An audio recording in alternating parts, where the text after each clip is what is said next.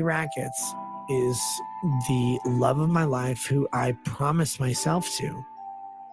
People can say whatever they want. We are monogamous. We are our first. We are our last. And we are our best. Come up with whatever story you want.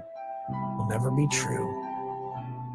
Y'all, I am monogamous AF. If you ever see any video or picture of me with anyone, much less another woman, it's absolutely fake. Absolutely. But wait, so the girlfriend you spoke of earlier was not April? She's my girlfriend at the time. We're broken up now. It sucks, man. I love her. She's cool. Wow. I said that to April all the time. I'd come on again. Yeah, are you still ramming April's Hot Pocket? No, God, I wish. It's awesome. What? April, can I muscle you though? Like, is that okay? Jesus Christ. This is a good question. Does April come? Of course she does.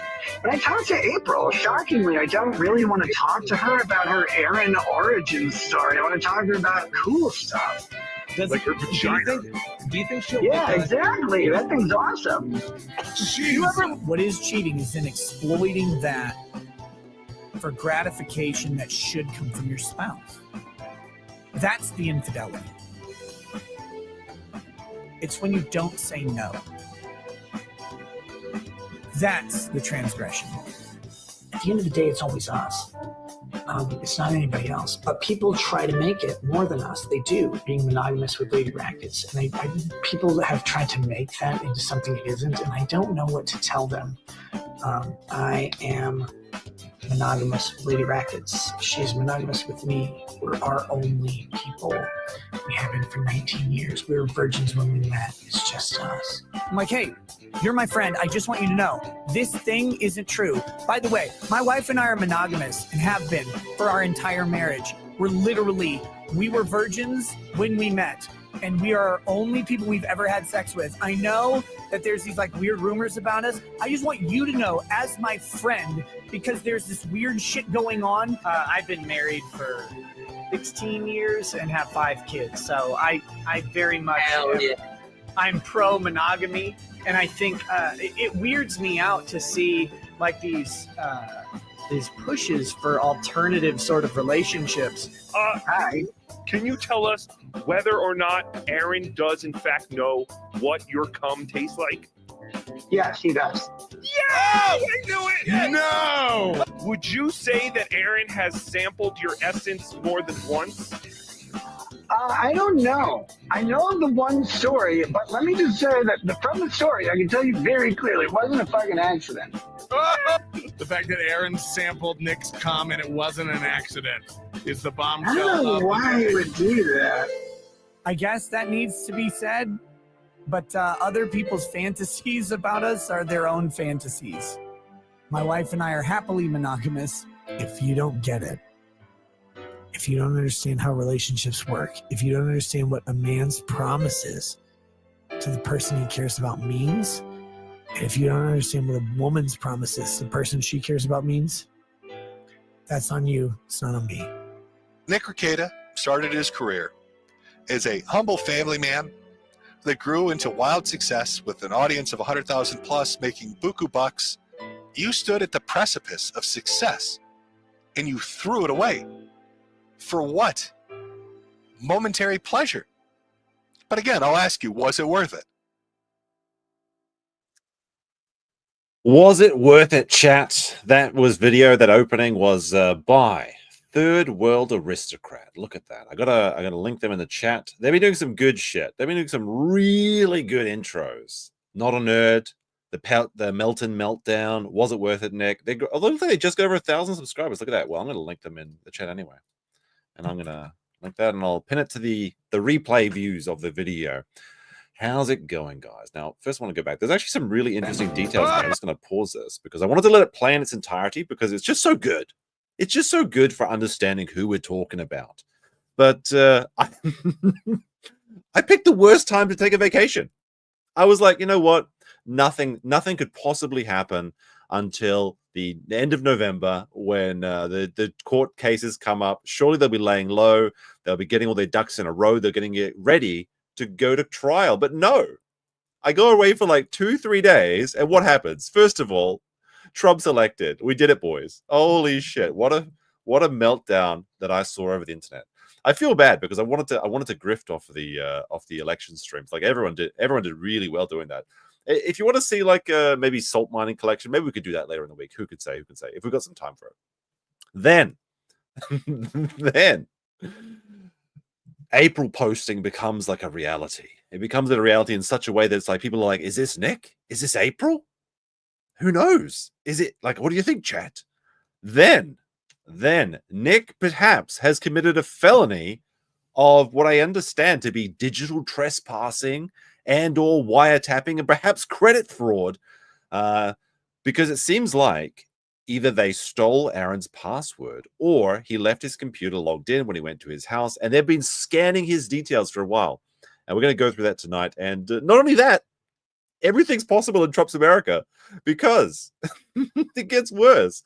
Ethan Ralph gets a not a trespass. He gets a search warrant for his arrest in Minnesota for restreaming Aaron's trial. It's outrageous. It's so funny. And Nick goes on to say on Twitter and stuff like, and on Melton streams and things like that, he's like, oh, Aaron's such a pussy. Like he's reporting Ralph for restreaming. When he literally in the court documents himself contacts the judge and says like, hey, look, I need to report someone illegally rebroadcasting this trial. How can I get some help on it? It's just so funny. Everything is just so funny. There's more too. Like there's so much stuff. There's like a content overload. It's everything's just going wild. There's some really funny stuff if you've been following Nick Fuentes as well. People are showing up to his house now, and he was pepper spraying women.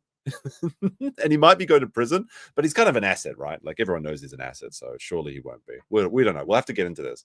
But I want to take a quick detail on Third World Aristocrat. That's I'll link it, show it again. Third World Aristocrat, or it's just at Third World YouTube videos. Go subscribe to him. I'm subscribed to my main account, but I'm subscribing on my alt account as well, the one that has YouTube Premium. But I want to see some of these things before we get into it. All right, what does this say? What does this one say? So I'm gonna go through this a bit. And wait. She's cool. Wow.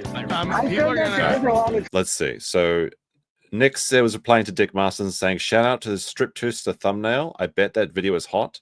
April responds saying, aha, why so serious? As Nick's dick is on my thigh and I'm trying desperately to find all the green circles to put my limbs on and wishing he'd just slip it in. Look, if you think that Nick is posting on air in April's account, put a 1. If you think it's just April's just crazy bitch, press 2. I'm like 50-50 on this. I can't decide. Because there's a couple things that imply it to me that it is Aaron. It is April. And there's a couple things that imply it to be Nick. But let me tell you, there's the two situations here are crazy. One is that Nick has stolen April's account, and he's role-playing, he's skinwalking as April, which is just insane in the first point. The second point is that April's just so crazy, he needs to get her out of the entire state. She's just a liability. You got to cut her loose because this is some unhinged stuff that she's been doing. She's been responding to every one of his tweets, and he's just kind of been ignoring her mostly. But it's some fucking wild stuff. We'll have to go through this. There's so much content. I actually don't know where to start. Like I posted this on Twitter. I was like, I left. This is when I left on my vacation. I was on page 6,998. I come back 3 days later. I'm 115 pages behind. And I think if I go to check right now it's up to now I'm another 60 pages behind. So now I'm like 170 pages behind. It doesn't make any sense. So I'm suffering. I'm suffering over here. So it's gonna be rough. But we'll start here. This is gonna be probably disjointed. Like I'll probably get jumping. I think we'll do like the more recent stuff first, then we might jump back. There's some stuff that I missed that we might go back to, but maybe it's already past. Who can say? But I will start off with these super chat. We got Chuck Rob with 20 says, howdy meme. How's it going? I had a great time on a little holiday in South Korea. I saw a submarine on the way back. That was pretty cool. You know, when you're taking a boat back to your home and you see a submarine passing you, it's a little bit concerning. You're like, ooh, they could just end my career right here. But no, I had a great time. I might talk about it a bit later on Friday, I think. I think we'll probably have a regular Friday stream. Haven't had one in a while, but we might go over what we did. I made people angry because I ate some octopus. Excited Aarons, member for 30 months, says, oh, Josh, you are my menu. What? And then throwing up. It doesn't matter. Thank you for the thing. But we'll start here. Andy Warski. Look at this. He posted just a harmless little tweet. I just hit my 1 year of sobriety today. Oh, good. You know, put those claps in the chat, I suppose. It's wild that last year I put down the bottle and got my life together. It's been insane to see the changes in my life since I made that decision. I am the happiest I've ever been. Here's to another year. So here's to another year of sobriety. I mean, I'm not sober, but no, cheers to Andy. How could anyone see this tweet and not think, well, good for you, man. There's one man that saw this tweet and he said, no. He says, I hope you die from it. I hope you die. Why don't you die, Warski care? Just die, Warski. Like holy shit. Look, this is not a good look. Look, think of the optics. Just think of the optics, my man. Holy shit, the seethe of it all. Have you ever, I mean, everybody's heard this phrase, right? The best revenge is living well. You post a tweet saying you hit 1 year of sobriety and somebody sees that and they're just infuriated. They're angry. They're seething. I hope you die. This isn't even a joke, by the way. He goes on to clarify in the comments. No, he's not joking. He literally wants him to die. And like, this is so funny because, so about a year ago, Andy Warski's had like this very interesting career. It's been ups, it's been downs. He got so low at one point that he was, holding matches, waiting until they burned down to the nib just to feel something. Although instead of his fingers, it was his nipples. He was getting people to aim guns at people on the streets of America. He was a crack addict. He'd lost all his friends. His career was in jeopardy. But then he decided to put down the bottle, got sober, and now his show, the Kino Casino, with Ashton as well, Pay. Now they're doing amazing. They've got last time I watched them, there were 5,000 live subscribers. His life's got together, his shows got together, his career's got together. He's having a great time. He came through the darkness and was a better man for it. So when Nick sees this, he sees the path that he has to take, but he thinks, no, I shouldn't have to do that. That person's beneath me. I let them on my show. They should be groveling to me. I'm not like those other addicts in the state mandated rehab. I'm not like those freaks. Well, this is what's really sad about Nick, is that if there's one person that he could look up to, one person that would be an inspiration for him, it's Andy, because Andy's gone through basically the same situation. No, obviously not neglecting the kids and the swinging and the cuckoldry and everything, but literally being a coke addict. Coke ski is what they called him, and now he's clean and sober. But the thing is, the most important difference that makes you be able to switch from an addict to a clean and sober person is you have to admit that you're wrong. You have to admit that it was bad and that it's not good for you. And that's a piece of the puzzle that Nick is missing. He can't do that. He's said multiple times he wish he could do drugs. He wish he could do whiskey. He wish he could just be a piece of shit degenerate, but the government won't let him. If he had the opportunity to do so, he would be doing drugs. He would be getting coked up and whiskeyed up, and he would be yelling at people and making Denny's jokes as much as he could. But the government is stopping him from doing so. You can't make a recovery until you hit rock bottom and admit that is the case. That is probably why this tweet makes him seethe so much. Now, you know what's silly is I didn't have the response loaded up to this, because Andy responded to this. Was very funny indeed. So let me I don't know what kind of wild shit there could be on Andy's timeline. So I think it's pretty fine, but should be pretty recent one, I think. But he had the perfect response. I know many of you have already seen it, but it's pretty good. It's pretty good. Let's see. Where is it? I should have had this. I thought I had this loaded up straight away. Come on, where is it? Where is it? It's got to be here somewhere. Ah, shit. Come on now. Come on. The dead air. It's coming for me. Oh my god, he tweets so much. There it is. I found it. All right. So he responds to it and he says, I wish you $1 million.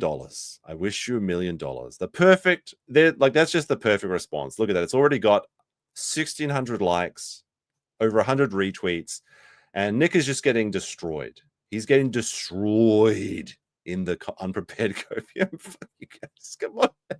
I had one thing not prepared. Like, first of all, let's be honest. This makes no sense. What do you mean? I hope you die from it. You hope you die from sobriety? The implication, of course. See, Nick is not a smart man. He thinks he is, but he's not. The implication is that he wants Andy to fall back on the coke days and die from an OD. That's what he wants to happen.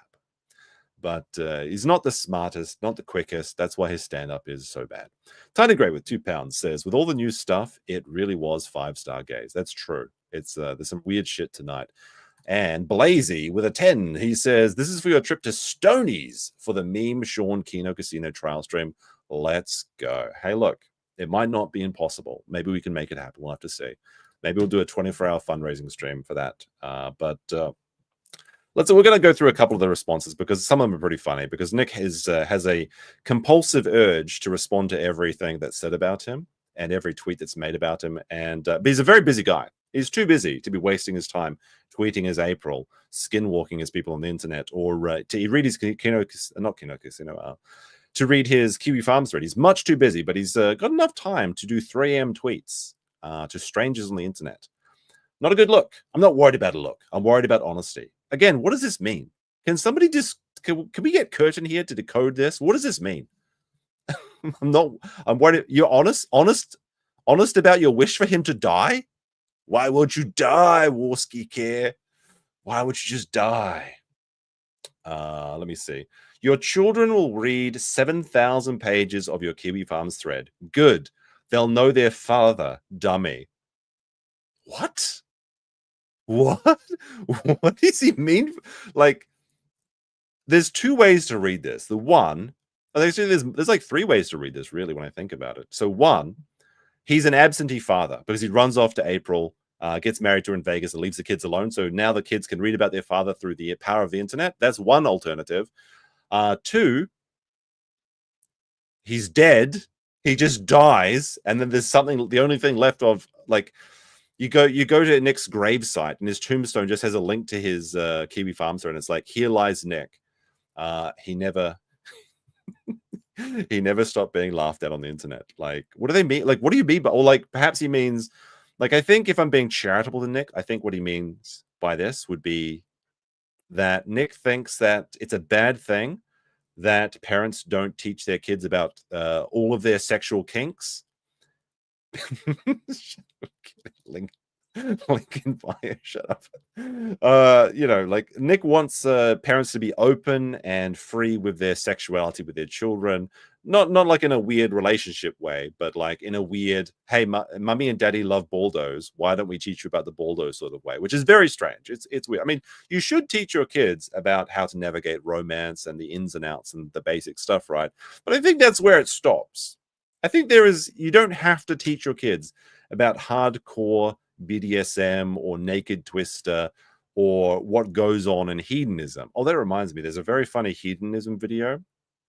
It's like a tour guide of the place that I think Sean saw on his members stream. We might have a look at that at some point if we can find the time for it. So I don't know what the implication is here, but it seems like a pretty dark one. Like, last time he said, this might be my last election. What does he mean by that? Does it mean he's going to be a felon and he can't vote, or he's just going to be gone? Like, what do you mean? Kyle Cowden with a $5. He says, as a Christian, I fear for, I guess you mean for Nick. I fear for Nick. He's dangerously close to blaspheming the Holy Spirit, which is unforgivable. He's full of hate. Well, he did say that Jesus was just a regular guy, so I think he's already crossed the Rubicon on that respect. But thank you for the 5. Let's see. James says, you're such a pathetic piece of shit, Nick. Stay absolutely fucking miserable alone in your kitchen with your sad little streams. No one will miss you when you're long gone. Okay. You know that like old meme? Let me see if I can find it. You know when he like, this is what I'm thinking of. This is what I'm thinking of when he makes that face. This one. It's this right here. Okay. Like, why respond to this? Sorry, we got onto the oh, you know what? We're doing a next stream, don't we? So we need to put on the there we go. The ceiling cats. Haven't seen them in a while. How's it going, cats? Good stuff. Matthew Heat with a 5. He says, I don't know if Nick is inferring I don't know if Nick was inferring if withdrawal does Warski in. That's how Kevin Nash's son passed away, by alcohol withdrawal system. Well, that wouldn't make sense because like you don't get withdrawal symptoms a year later. Like that's a weird thing to say, right? But I guess nobody really knows the inner machinations of this genius's mind. He's a very special genius. Alive and as well in Israel says, I guess, I just realized that Jeffrey have seen a picture. It says, die from sobriety? No, Nick. You're thinking of cold turkey withdrawals for some reason? Nope. Okay, so I guess he does mean he just hopes he dies. From life, I guess? Gotta be careful with these Twitter scrolls, by the way. You look like a nerd. And then someone posts his blackface picture. That's pretty funny. Go put your dick in that walking yeast infection of a mistress and shut the fuck up, idiot. Knit a good way to shut up, to be honest. Is Nick, like, I think Nick's back on the bottle. I'm sorry. I wanted to give him the benefit of the doubt, even though there's no reason to do so. But based on his interactions on Twitter and also on guest starring on streams, right? He sounds like he's back on the bottle. And you can say, oh, I got the government patch. I can't, you can trick those. You can get around them. You think that people aren't able to sneak through drug tests? Come on now. Let me see. Enjoy prison, cuckold. You wouldn't swallow your pride and shut the fuck up, and now you're going to jail. At least you have the opportunity to find more black bulls to F your wife for you. Swallow my pride? Why would I do that? Yeah, just keep doubling down. Double down. I don't need that $20 that I bet that said you wouldn't end up in prison. It's not looking good for me. It's not looking good for me. Someone says, Nick, you gave your kid cocaine. Stop. And he says he never did. Let's see. We need a couple more. There's a couple funny ones here. Let's see. What the fuck? Hoping somebody dies only when they earn it? What is Andy like? Honestly, like let's now. I'll admit my bias right here. I like the Kino Casino. I think it's pretty entertaining, and I watch it quite frequently. So, what has Andy done that deserves death? He went to a boxing match where Tonka didn't show up. He burned his nipple. He did some coke. Now the main thing was pretty bad, but nobody got hurt and he got away from that unscathed. So like, it's like a near miss. Like I think that aim is probably the worst thing he's ever done, objectively. So why would he? What do you mean earn it? That doesn't make sense at all. Let me see. There's some more. But I think that's enough of that. I think we've had enough of this one. But there's just very. Oh, you know what? Hold on a second. Let's just see that. No, okay. I didn't have anything back there. It's a weird one. That's where we start off. Now, where do we go from here? I think we'll go on to... Should we go into the T section or... All right. I guess we'll keep going. We'll keep going with the next stuff until we get to the April stuff, but it all kinds of intertwines and winds back around, and we might have some random things in between as well. But don't forget to like the stream. If we get over 400 likes, which you don't even need half of you to like the stream to do so, then YouTube sends it out to more people. We get more reach and more people learn about this. Now, what is the thing that Nick has done recently? Well, he has potentially self-snitched on himself yet again when he tried to felt Aaron, because Aaron lives rent-free in his mind, and he's been showing up in Aaron's chat, he's been showing up in random stream chats, he's been showing up in Melton's chat, he's been there all the time. And I think Aaron said he had to block him or something, or maybe he's just not reading his chats anymore. But Breaking Baldo News reported that Swiss cheese brain Rekietalaw further implicates himself in felony, unauthorized computer access, identity fraud, and gross misdemeanor harassment by continuing to post confidential data belonging to Aarons Imholtes using the unauthorized credentials to his Google account. So what happened is, let me just check that this is okay to show it. Yeah, okay. It looks fine. I just want to... Oops, sorry. Go back. So Nick posted this picture. And I know it's a little bit hard to see, but what happened is Nick said, about a week ago, or at least I think it was like a week, 2 weeks. I don't know. It feels like a long time has passed since I last did a stream. It's only been a couple of days, I think, like 5 days or something. It feels like an eternity later. But Nick's implied that Aaron would read his Kiwi Farms thread and beat off.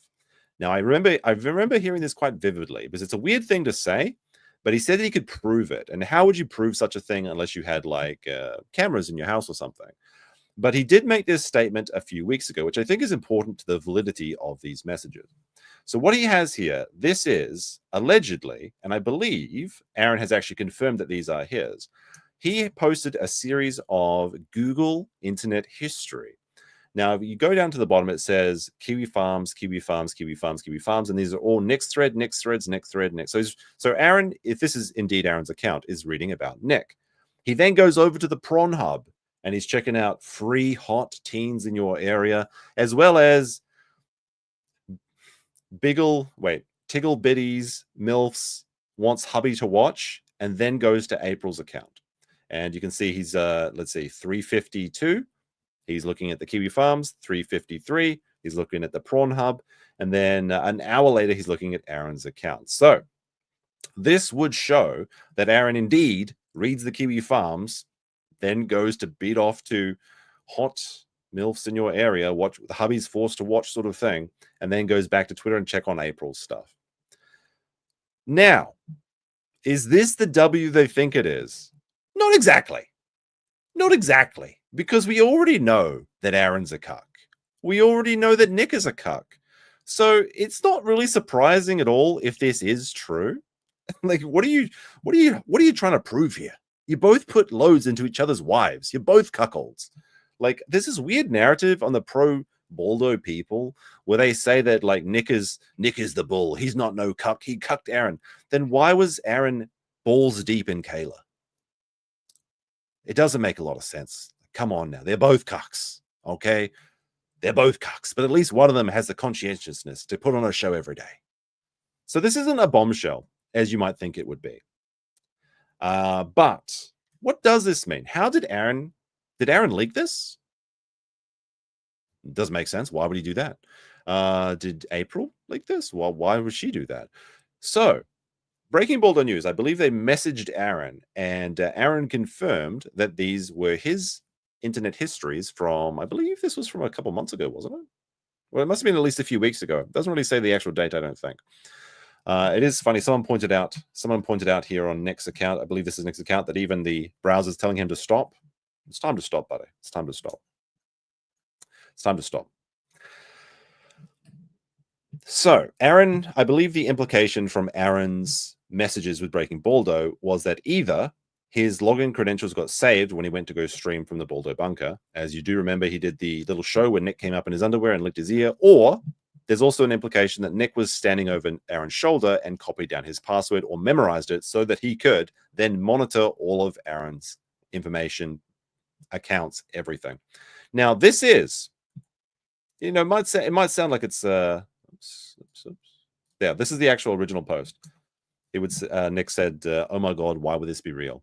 I'm sorry, but you're not allowed to do this. I know that people think they're like, "Oh, they just left their login credentials. Well, I guess I could just read their emails." No, you can't do that. That's actually illegal. And based on what they implied, they implied that they were looking at his emails, they were sending emails, and they may have even had access to Aaron's network of security cameras, because Aaron uses, apparently he's a boomer, he doesn't use two-factor authentication, and he does have his email account linked to video cameras inside and outside his house. So it's fully possible that for the last month, Nick has just been watching Aaron through the secret cameras. It's outrageous. And furthermore, they implied that this was given to Melton, who is, let's face it, a guaranteed map.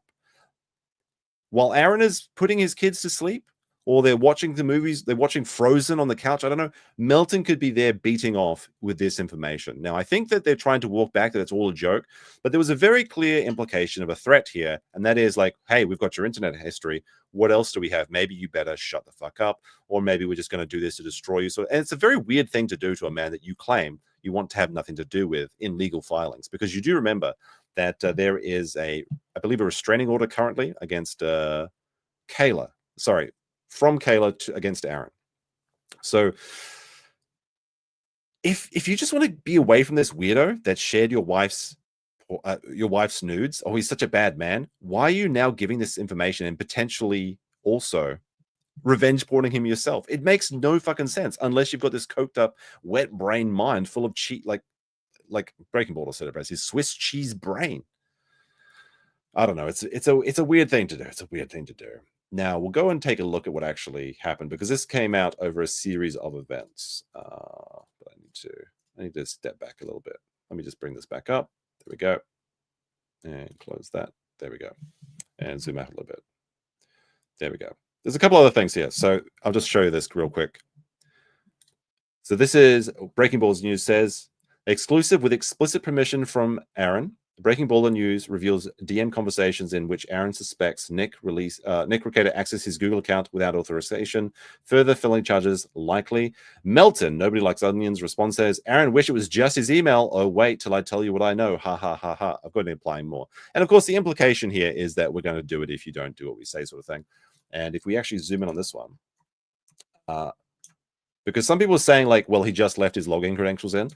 Aaron responded saying, ready for this one? Nick was logged into my Google account in his house and was reading my emails and sending some to people. Passwords changed and devices logged out. And he says, I think he observed. I was logged onto his computer. Now, my reading of this is that the implication is that maybe Nick has just read his password rather than just being left in. If he actually remembered his password and logged into it, in my mind, that's much worse, because there's no plausible deniability in that case. Malcolm X, is that the Malcolm X on Twitter? I assume it's the same one. Good reporting, good clipping of the stuff going. He gives a Australian 15, says Rekieta doesn't sound drunk, but he does sound slow. If I was to guess, I'd say he'd been using prescription meds, maybe Xannies like Ralph, not booze. This maybe be how he beats the drug test, possibly. Who can say? He is vaping though. In one of the clips that I saw, because he's just doing these cooking streams now. He's doing like MasterChef or something. It's weird because he's like, oh, check out my Wagyu steak. It's 5-star days. Look, I gotta tell you guys something. Wagyu isn't in of itself good meat. Okay, wa means Japanese. Gyu means beef. Any cow that is from Japan is Wagyu. That doesn't mean it's good. It's a big fucking scam if to label something Wagyu. In Australia, they label things as Australian beef because they think Australia has like really good beef or something. But it's the same thing in America. Americans hear Wagyu and they're like, oh man, that's the cows that eat ice cream and shit, right? No, that's A5 Wagyu beef, and specifically there's different cows. Like there is 3 really good cows in Japan. You've got the Omigyu, the Omi Prefecture cows. You've got the black beef, the Kurogyu, I think it's called, from Kagoshima, and then you've got the Kobe beef, the cows from actual Kobe. But Wagyu in itself isn't Kobe beef. So when you see his Wagyu sandwiches, that could be $3 steaks. It doesn't mean it's anything special. I just wanted to, it triggered me, okay? The Wagyu thing, it triggered because I live in Japan. And Anne, with a 2, says, leave Aaron's name out of your mouth. Well, that's what Nick should do. But thank you very much. Thank you very much. Now, I think we'll go into the first clip. Let me just go through and see if I want to save any of these. I think we're good. on this.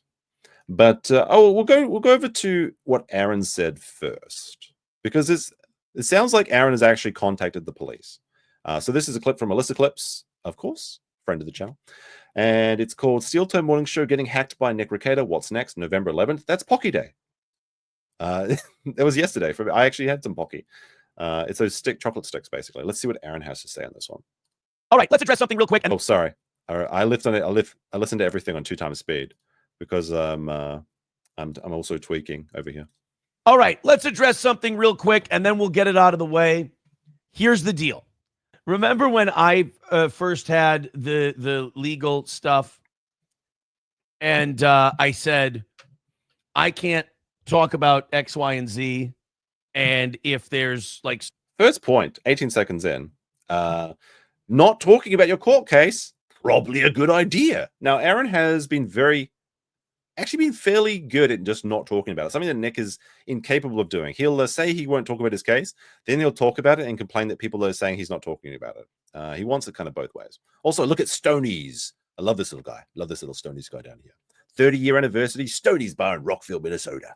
super chats and stuffs that mention X, Y, and Z. I can't read them. I'm sorry. There's stuff going on. Same thing with right now. So if you're going to be mad, if you're going to be upset that I can't read certain things, probably best that you just turn it off now.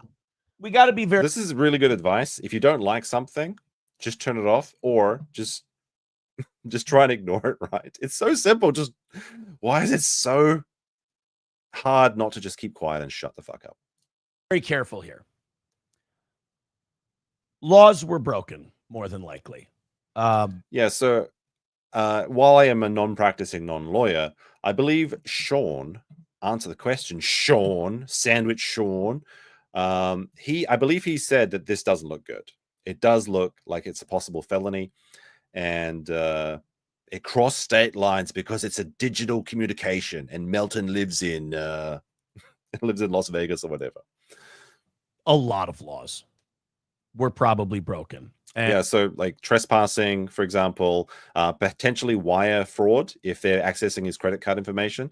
Melton does actually say that every time that Aaron gets a PayPal, because Aaron does his, like, I don't know if you've ever seen the Steel Toe Morning Show.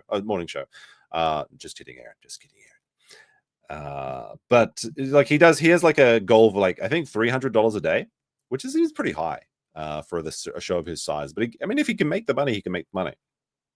Although I do think he brought in like $2,000 over the election stream, so let's fucking go, I suppose. Another win for the toe. He can't keep getting away with it, etc. But yeah, he begs pretty hard. And personally, I think it's a bit cringe. Like, you know, if you put on a good show, or if you do it in a funny way, that's okay. But just like, I think like come on, audience, you better pay up, audience, or you're gonna get like, no, he doesn't quite do that. But you know what I mean. You know what I mean. But anyway, he gets in donations from YouTube, PayPal, and some Venmo or something. I don't know. People have suggested that Aaron has been faking his donations, and that wouldn't surprise me, because I believe that Aaron also donated to his own show as well to keep streaks going. So like, you know, people that set up these goals, they have like these streaks and things. So it's like 5 days of hitting the goal because it incentivizes people to pay more, I suppose. I don't know if it actually works. Maybe. I don't know. Maybe I'll try begging one day and see if it does. But I believe I did hear he gave his own money, like $100 or something, to keep the streak going, so he could pay off his co-host or something. But anyway, while we can verify the super chats that come in through YouTube, we cannot verify anything that comes in through PayPal and perhaps Venmo, because he just checks his phone, and you just have to you have to trust him, bro. Melton in the clip says that every time you get a PayPal donation, you get an email, and that he was heavily implying, and I believe basically tantamount to just admitting it. Of course, there is a little bit of that maybes and plausible deniability and everything. Was saying that every time Aaron said he got a donation on PayPal, he was watching and putting together like a graph or a thing, so he could actually verify whether he was doing these faking of donations. So if they're interfering with his credit card, absolutely they could be done for wire fraud. Not a light sentence on that one. There's also witness intimidation, and I guess you could be criminal harassment and stalking. There's a lot of bad things you can get from just sharing people's private information from their email, sending emails and things like that. It's not a good look. And you have to remember that Nick is on bail. He could very well be going to prison until his trial dates because of these actions, if it can be proved. Now, they would have to subpoena Twitter, I suppose, and well, I guess it would have to be Twitter and to get the DMs between Nick and Melton. And then you would need to subpoena Google, I believe, to get the rest of the information. So it's not like it's an easy thing to do, but it can be done. And like I said, he's on thin ice. I mean, Aaron's on thin ice too. That's why he has to be so careful talking about, because he's not allowed to keep talk about Kayla. He has to keep Kayla's name out of his wife, out of his mouth, not his wife. He needs to keep his dick out of Nick's wife, and vice versa. Blaze with the 2 says bison is better than Wagyu. I probably agree with you there. I'm not a fan of fatty meat. I like lean meat, like venison or Australian beef, unironically, because it's got more protein than fat. Trigger Up with 10 says, in other news, was at the casino with my friends and coworker, and was also there, someone there recognized my green Medicore hat. I only lost $3. It was a good casino trip. I wanted to go to the casino recently. There was a casino in Busan where I was staying, but I was a little bit drunk when I tried to go there, and they didn't let me in. So I got denied. I got felted, I suppose. But I had a great time all the same. And VSH archive with a £2 says, Sean stole my donuts. Moo woo. There we go. All right, let's continue to see what Aaron is saying. And they've all been well, they haven't all been cataloged because we're not really sure exactly how many laws have been broken yet, and we won't, but for a while. But laws were probably broken. There is internet world, there is real world. I certainly didn't seek this out and manifest this and make it happen. This was, as they say in tennis, an unforced error. But most of what happened drama-wise this weekend, I can't talk about. The ball is already rolling on this due to the holiday. I wish you'd said the Baldo was already rolling. That'd be a bit funnier. A lot of the in-person stuff that needs to be done can't be done until tomorrow, but everything that's been able to be done over phone and email has been done. And I've received further instructions. And on advice of authorities and counsel, I will not be talking about specifics. Wow, listening to your lawyer and not talking. Imagine that. Imagine that. Holy shit. Wow. Why didn't I think about that? Oh my gosh. I will not be talking about individuals. I will not be talking about specific action. What I've been told is that this is remarkably serious. And you got to remember that Nick is a lawyer, allegedly. I mean, he wasn't a lawyer for a couple of days until he paid his fine. Now he just needs to pay Monty. And I'm still convinced that Nick wouldn't have paid his lawyer fees unless the Kiwi Farm shamed him into doing so. But Nick is an attorney. In theory, when you pass the bar, you can practice any type of law. You should know it all. You should have the best knowledge available because it's all the new stuff. And, you're just a new, fresh, and you should know everything. Somehow, a man that currently he's posted bail for $50,000 in his criminal case decided it's a good idea to either go into Aaron's private communications or to pretend that he's doing so when he could be called back to prison. It's not very smart. You have to be. Why would you do this? Like, it doesn't make sense. Is he just hoping to get caught?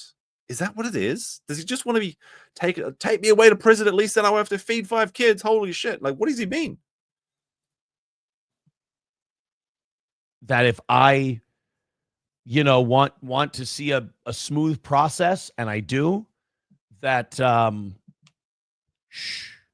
mum's the word.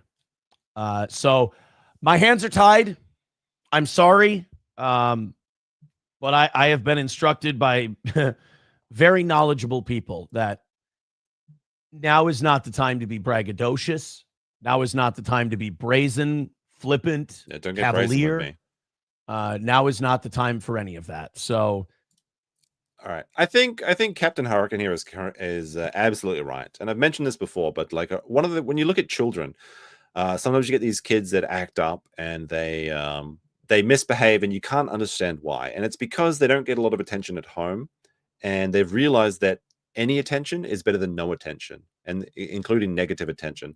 So when you get these like really problem kids, these problem cases like Nick is, they start to just crave any and all form of just being noticed. So that's what they actually could explain this at all. Like he's got no attention from anyone else. He's in the middle of Minnesota. Winter's starting. He's already admitted that he's got SAD, seasonal affective disorder. When you see the snow and you're like, oh no, not fucking snow. I'm losing my mind. He gets very sad and lonely, and there's no friends. He's been ousted by the church. He doesn't have Aaron to swing with anymore. He misses his boyfriend. He literally does miss his boyfriend, because if you look at the text he's been sending Aaron in like super chat form to the Toe Show. So I think you're absolutely right, actually, is that he has to do it. It's a compulsive thing because he just needs some form of attention. But you never really know what's going on in someone's mind. But if I had to guess, this would be it. If you're a fan and you're disappointed that I can't say anything about any of this stuff, I'm sorry. I'm not trying to upset you. I'm not trying to hold out on you. I know that you probably love this show because it's very open and honest, and we discuss things here. But Please respect that. If you can't respect that, I believe there's too much on the line.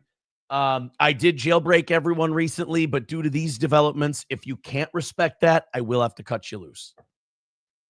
Just because. This is a smart play, by the way. And I have my criticism of Aaron, but this is what you should be doing. Not only just Aaron, but Nick as well. Just, it's not worth it. Like, I mean, I think Aaron has like 3 kids, right? If he goes to prison, if he goes to jail, he doesn't get to see his kids. Nick has 5 fucking kids. And he's just going to play fast and loose with these, with this situation? Ha ha ha, go to jail by accident. Oh no, then your kids don't see you. They get to learn about you from Kiwi Farms. It's going to be 8,000 pages by like December at this rate. It's insane. How am I supposed to keep up? Seeing this through is more important to me than you getting to talk a bunch of shit. But I will say this. There are multiple people involved, and there's a whole lot of hellfire that will more than likely rain down. All right, there we go. Now, we'll go into the April stuff in a second, but I think we'll do the stream when Nick decided to come on and expose himself and self-snitch. But there was an interesting post recently by April. So April, she's unhinged, in my opinion. I'm not convinced it's Nick that's tweeting from his account, but look at this. Look at this. Being fearless is easy as staying true to yourself. Oh, wow. That's a nice, also remember to live, laugh, love everything. Nice little cup of tea. It's not a tea by the Dragon's Treasure, unfortunately. That would actually be the best one. Go to the Dragon's Treasure, use code COPE, dragonstreasure.com for all the best tea. The tea man cometh. He wants to make your winter warm. Just a quick one there. I'm sorry. A little bit. But, what's this? It's an interesting detail. Enhance. Zoom, enhance. Now, some of it your keen-eyed observers may notice, and this is 100% intentional. She is posting from inside the trap house, the house that's right next door. This is a cup with a little sticker that has, you've got YouTube here. I believe this is supposed to be Nick, and you've got a big nose with a Pope hat, and it says something like "follow the nose" or something cringe like that. But this is very much inside Nick's house. The second house that he's trying to sell. So when you see the Twitter posts and you see things like, "Oh, we broke up. We're no longer a couple. I wish I could see April, but I can't." They're literally 100 feet or whatever, 150 feet away from each other. She's still there, unless I believe that this photo was taken in the last day or so. So she's just there. She's just there. And of course she's there because she went over to do the stream from the Baldo bunker. So this idea, I was kind of confused when I was seeing the messages that April was saying, because I was like, is this a work? Are they trying to imply that April's some crazy jilted ex-lover and they're actually they're together, but they're actually broken up and it's all a distraction? Or is it Nick? There's just so many conspiracy theories. It's impossible to tell. And you just know that they think they're being super smart and oh man, we're 5 moves ahead or something. But I wanted to show this to show you that April is currently in the trap house. What is this? My chat is broken? Oh, okay. I'll redo the chat. I'll redo the chat while we load up this video. All right. So we'll get into this one first. So this is kind of the summary of the stream. This is clipped by Doom. That is a Doom Spayer on YouTube. And he does a lot of kind of similar to what you see from Melissa or Will Heron. And he's got a lot of Steel Toe, Melton, and Nick stuff. And also I think he does the Dabbleverse, but I'm not interested in that, to be honest. But this is a really good clip because it's exactly what I wanted to show. So I'll try and reload the chat while we take a look at this. This is Nick Rekieta tells all about Aarons Imholtes, sex, drugs, and more. Oh, wow. The and more makes me really interested to see what's happening. I don't know if Doom's here. The turn. Nick, Tuki here from Tuki Soup. First time, long time, hacka. Hi. Can you tell us whether or not Aaron does in fact know what your cum tastes like? Yes, he does. Yeah, I knew it. Yes. No. Oh my God. What an intro. What an intro. Yay. Now, I don't know who these guys. I don't know who these 2 guys are. Melton obviously is a piece of shit pedo, I don't know who this puppet is, but I kind of like the puppet. The puppet's kind of funny. It's kind of infectious laughter. I like his little setup, and he seems like a little bit funny. So I hope this puppet guy gets better friends in the near future. Maybe he can get away from these three guys.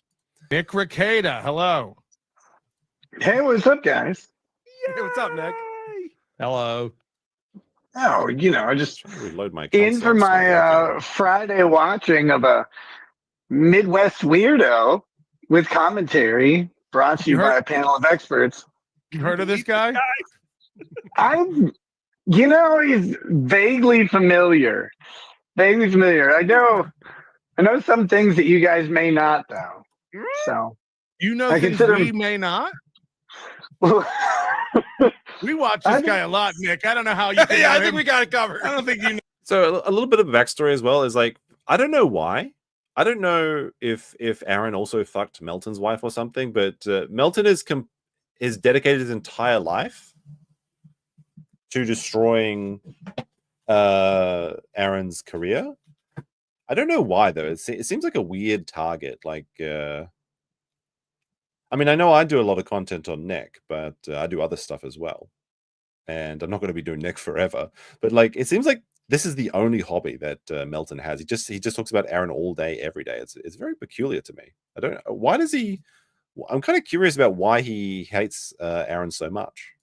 Know him more intimately than we do, unless you have other footage. I think you can trust me. I probably do know him more intimately than you do, but I consider you all experts. Well, share with us. We'd love to know some thoughts.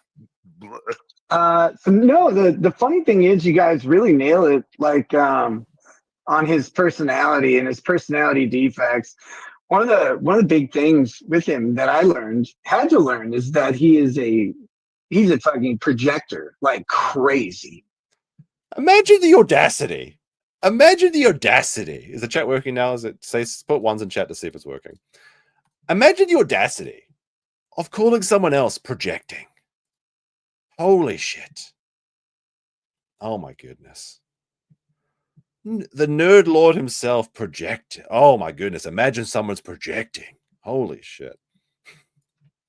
And he also has a hero complex where he must be the protagonist of every story. I didn't know Well, first of all, everybody thinks they're the hero in their own story. This isn't a unique character trait. Nobody really thinks they're the bad guy in life, right? Everyone's just like, well, of course I'm the hero because I'm me. So the hero complex. But if we're going to talk about hero complexes, talking about Captain Save-A-Ho Rekieta over here, holy shit, April, she was just a battered housewife. I saved her from that. I gave her a place to sleep. I gave her a desk to stream from. I gave her a voice. But that Aaron, oh my goodness, that Aaron, he thinks he's the hero of his own story, and he tries to save people. Like, what the fuck? What the fuck? James could do this, but I don't think he knows he does it. Like, he automatically rewrites every story where he is the protagonist. Like, oh my goodness. Rewriting the truth, the story, correct the record.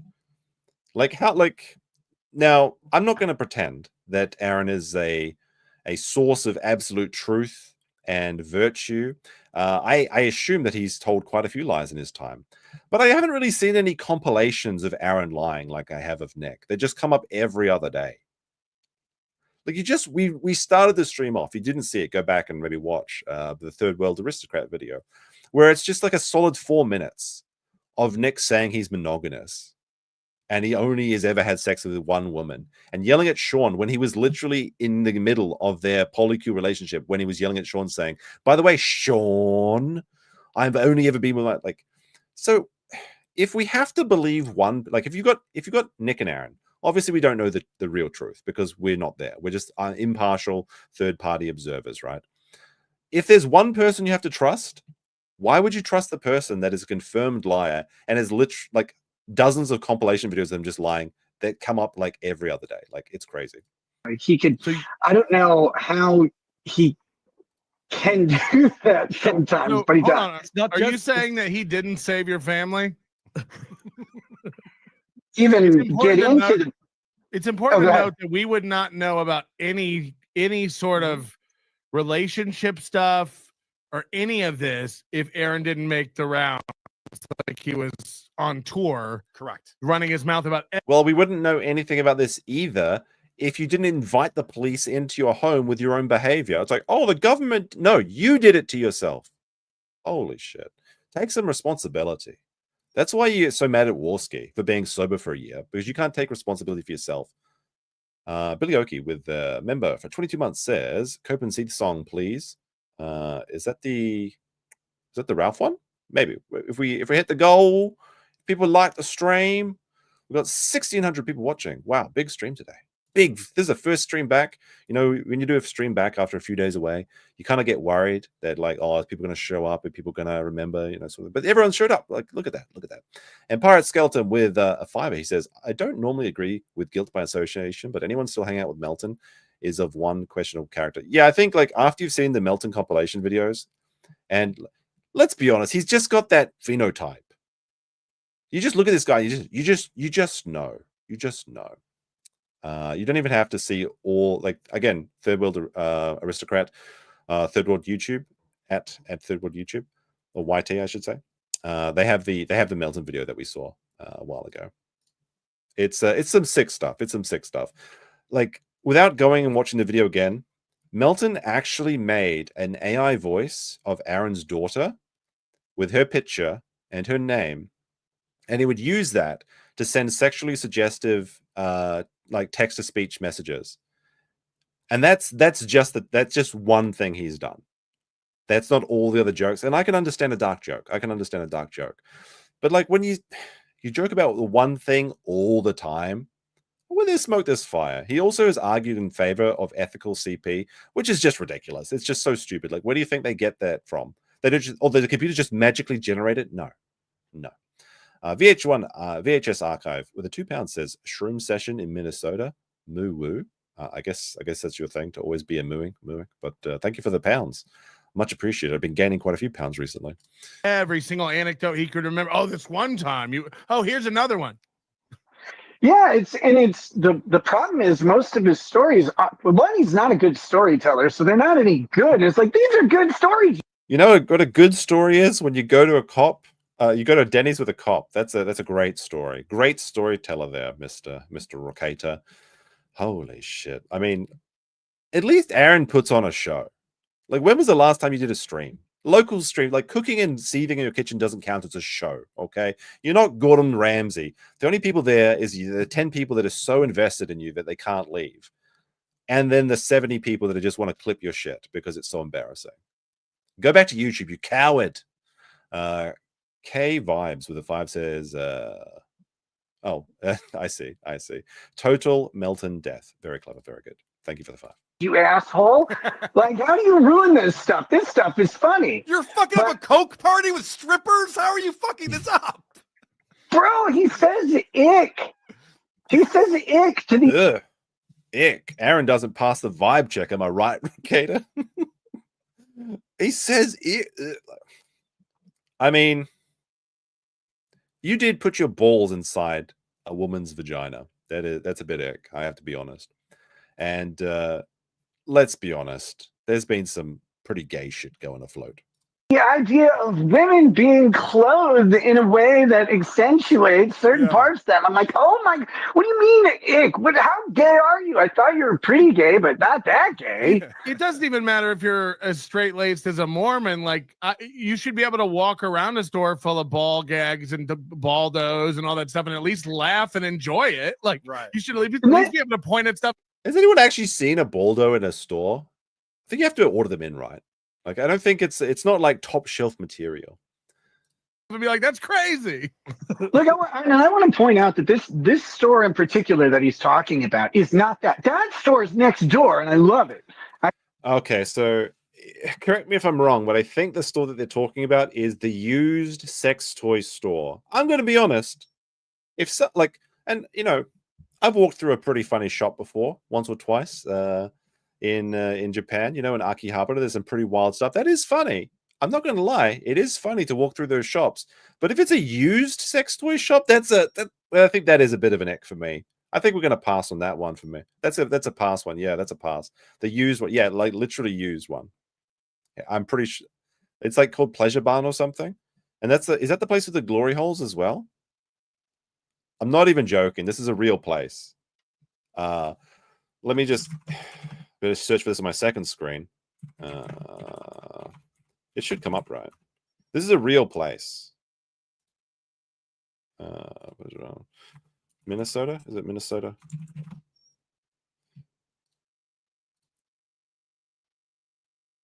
I can't find it. I don't want to search for it. I'm pretty sure it's called the Pleasure Barn, but I'm not sure.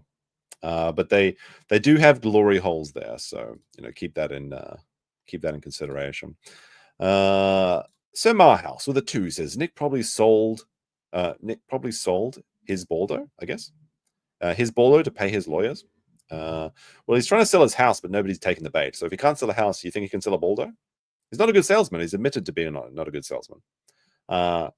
Also, see, he's lazy. He got a job where he didn't want to do sales work, so he just read books all day. That's not how work works. And that's why I think that Nick is actually acting up so much. Was it called the Sodomy Barn? Are you kidding? Is it called the Sodomy? You guys, I don't believe you. You guys are lying to me. This is a trick search, right? I'm gonna ruin my search history. I'm gonna ruin my. Holy shit! It came up. Hey, what the fuck? Oh, sorry. Wrong button. There we go. Oh dear. Wait, there's only one thing I can say about this. The Sodomy Barn. You can't be fucking serious. But at least now it can't get much worse. But it did get worse. The Sodomy Barn. Holy shit. I go there too. But no, this store is literally, it's just outfits. And yes, strippers buy them because all of the outfits are basically one size, which is small. It's the only size that should exist for women's clothing. If you Melton agrees that he only likes small women. have a size larger than small. Naked fat women everywhere. No, like put bags on them and send them away to Asia or whatever. They can eat them. I don't know. But so it's one size. It fits the women who go in there. And you don't have to strip. I don't know if people know this, but if you put on something sexy and skimpy, you don't have to actually get on a pole and take it off for money. You could just wear it for someone you like. That's the cool part about these clothes. His wife was wearing a bikini on his show. Right. He knows This is a good point. This is a good point that Aaron literally knows about bikinis and things, Nick. You don't have to explain it to people. $50. $50. Okay, here's some hot Aaron lore. All right, here we go. The hot Aaron lore. You ready for this? Let's see what they have to say. He doesn't like lingerie. He doesn't care for it at all. He's just well, why aren't you just naked? It's oh my goodness, Aaron likes naked women. Holy shit, they got him again. A second plane has hit the tower. The cuckold watches cuckold porn, and also he likes naked women. Oh, you got him. You got him, boys. Ring it up. Holy shit. Now, personally, I do like lingerie, but it's a preference thing, right? What a weird thing. Oh my gosh. Holy shit. I don't know. Why don't you wrap the present, you weirdo? It's fine. What the hell is wrong with you? So he never made you wear lingerie after that one time, Nick? No, and I have drawers and drawers. See, I like this puppet. The puppet's funny. It's funny because I don't think Nick realizes how much they're just making fun of him. I think he thinks that he's among friends because he's so few and far between of them now. But they do make quite a bit of jokes at his expense in this one. I think that's the only kind of interactions you get now. It's full of it. Also, while the puppet is joking that Aaron made Nick wear lingerie, Nick has admitted to having male lingerie. I think he had a leather mankini with a zipper. Didn't his balls get stuck on that when he was zipping it up? Zips on underwear are not a good idea. That's a stupid fucking idea. I think I remember hearing that from one of the old streams. He never put on one of the SpaghettiOs as a cock ring and helicoptered it around. I was gonna say, who was doing that? It fell off, unfortunately. Oh my god! I can't wait. I can't wait. There's so much. So many stories. Tell us about the button. When you guys were playing Naked Twister, what would hang lower, Aaron's dick or the women's labia? No, he is. So just think about that joke, okay? Just think about that joke. Who's hanging lower? Aaron's dick or the women's labia? Is he like, if someone said that about your wife, I don't think you should be happy and laughing and getting along with the guys, right? Like, just shut the fuck up. Is exceptionally insecure and could not be naked. Show his clit. Show his He couldn't. He's He a wouldn't never do dude. it. Yeah. Wait. So Aaron didn't want to do naked twister? That's another win for the toe. So Nick is like naked on the twister. He's like, come on, Aaron, come. Red hand green, tee-hee. Take off your shorts, silly boy. And Aaron's like, you know what? I'm going to leave the shorts on. That's a win for the toe. That's a win. Like, good. Good. What? Holy shit. These people really do live in another world, don't they? It's so bizarre to be looking into this weird animal exhibit. It's like the chimp cage, but they're all just fucking and doing weird shit. And they think that you're the problem, but they're throwing shit at each other and saying, why don't you enjoy this like we do? I don't know. Even Link with a member for 26 months. Holy shit, we're getting really long into this, aren't we? Meme, we all know that used toy shop is what? Your stop? I don't know. I don't know what that means. My stop? I don't know. It's not mine. It's not my cart. You can't look at my Amazon cart, weirdo chatters. Yeah, man, I'm telling you, like, he's the only guy standing there in a pair of underwear. I'm like, you still wear? Wait, the only guy? Was it like two people? Like, I mean, I assume Naked Twister was Aaron, Nick, and Kayla and April, right? Was there other men there? Wait, what do you mean the only guy? Like, if I go to the bar with my friend and it's me and him, and I have a beer, I don't say that he's the only guy without a beer. I say I have a beer and he doesn't, right? If there's like 10 guys with beers and my friend doesn't have a beer, then I would say you're the only guy without a beer. Is there other guys there? Like, are the Bulls actually in the room with us right now? Is that what Nick's saying? Are those? What's wrong with you? And then it's like we're playing strip twister, and how do you not end up naked? Like, that's the point. That's the goal. Like, Yeah, you right. want it. That's how you win, want to right. lose. I remember bowling over the women multiple times and going, "Ha! Take off your clothes." Nick, if he was wearing his underwear, then how do you remember? Oh my god, is this guy from New Zealand? I thought I couldn't like the Melton cast any worse, right? But like, I have to listen to a New Zealand accent on top of all of this? Holy shit, kill me now. His penis. Or Nick, do you remember Nick's penis? Yeah. I'll go use my fish and chips. Oh, mate, we're down in Aotearoa. I'm enjoying the Melton stream. Good to be here from merry old New Zealand. Raining again today. We have some kiwi fruits. I'm a bit of a kiwi fruit myself, tee-hee. New Zealanders have to go back. New Zealanders have to go back. Look, that wasn't the only time I was around him. It was just that time. Nick, Tuki here from Tuki Soup. First time, long time, hacka. Hi. Can you tell us whether or not Aaron does in fact know what your cum tastes like? Yes, he does. Yeah. Oh, I knew it. The puppets' laughs are good. I do enjoy the puppets' laughs. That's the only good thing. No! Oh my god! Look, I'm going to suggest that if you're in a polycule where I feel like this is an attack that self-immolates you, right? It's like a suicide grenade. If you say that Aaron knows the taste of your cum, then surely you know the taste of his. I don't see the situation going anyway. Like, that's the only way it works, right? They must have had a taste of each other's tips.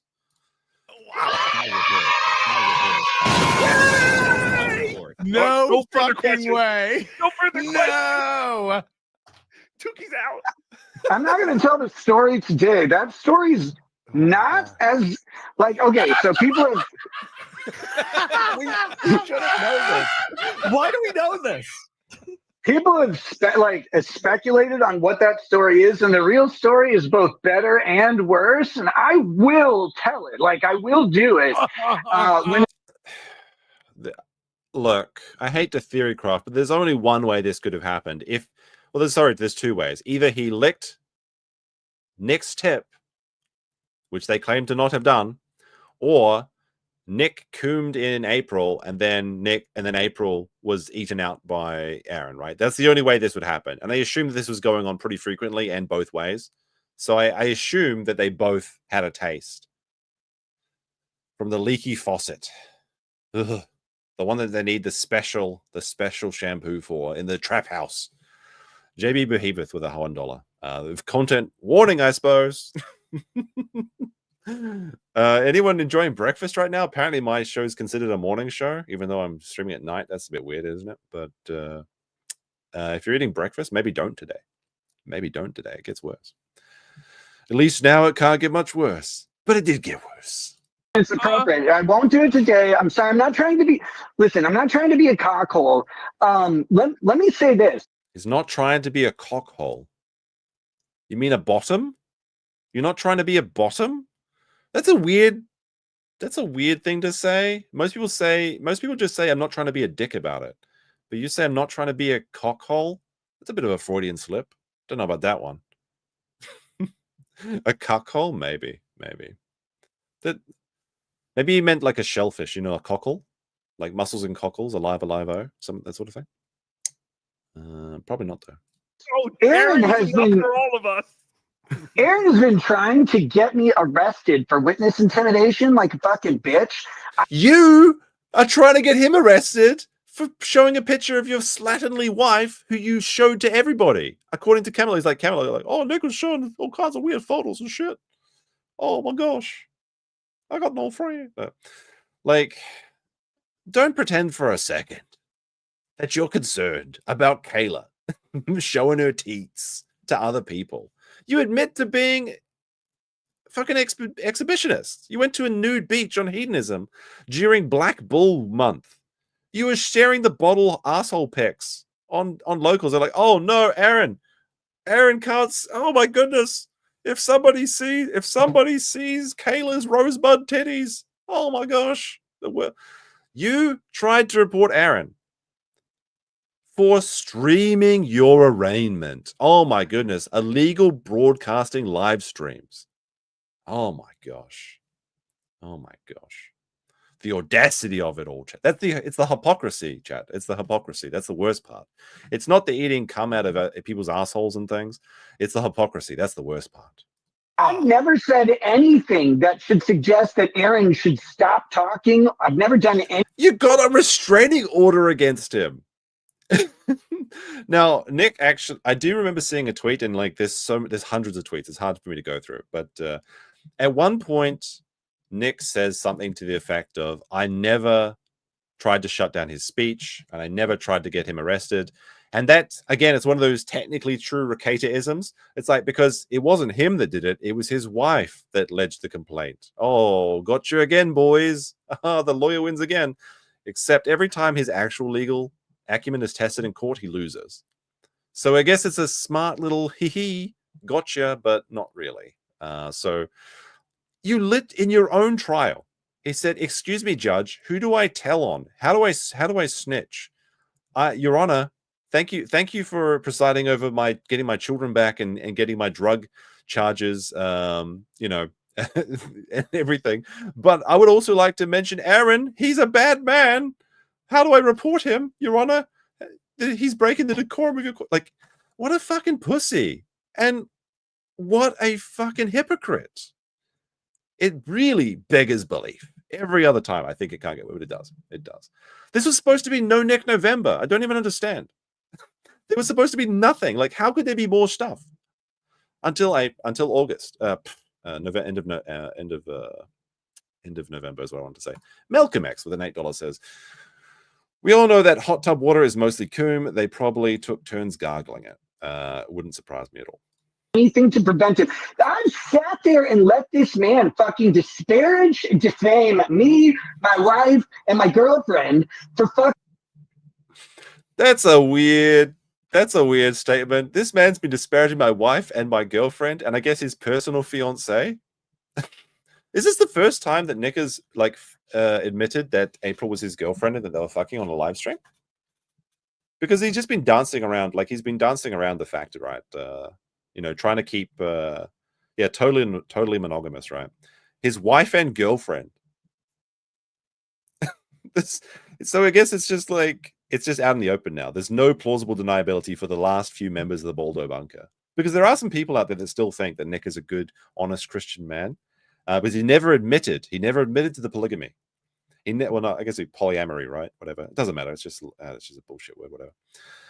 He never admitted to the drug charges. It could be the government. It could be the government.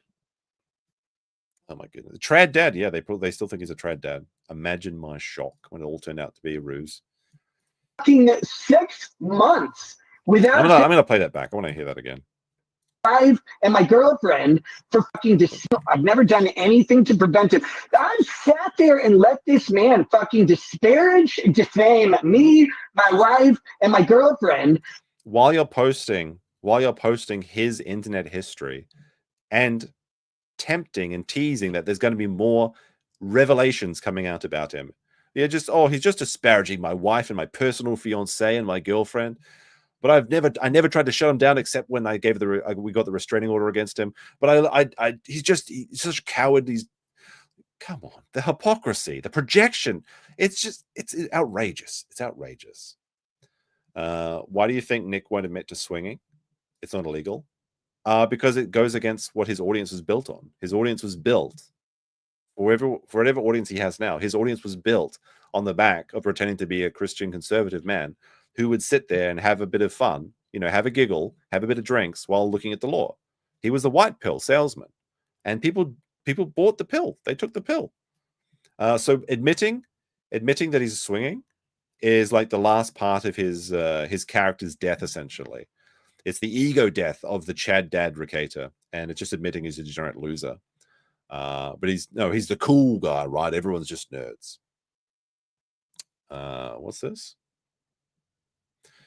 He said his wife and what? He has a wife and yes, he just said he had a wife and a girlfriend. For fucking 6 months. But I think this is the first time he's admitted that April was actually his girlfriend. Not saying a goddamn word about it for real. I've bitched about it and grumbled a couple times, but Jesus Christ, I have been remarkably constrained because I can't. Oh yeah, renowned for his restraint. It's like when he was restrained at the sodomy barn. Yes, he's a paragon of restraint and virtue. Yes. Can't act in any way that would prevent him from potentially being a state witness. I don't want to prevent him from being a state witness. If that dumb fucker wants to get on the stand and talk, that'll be great, because I know what he actually said to the cops, and I know what he said to you guys, and I know they're different. And the funny thing is, you dumb motherfucker, I have the recordings because that's how court works.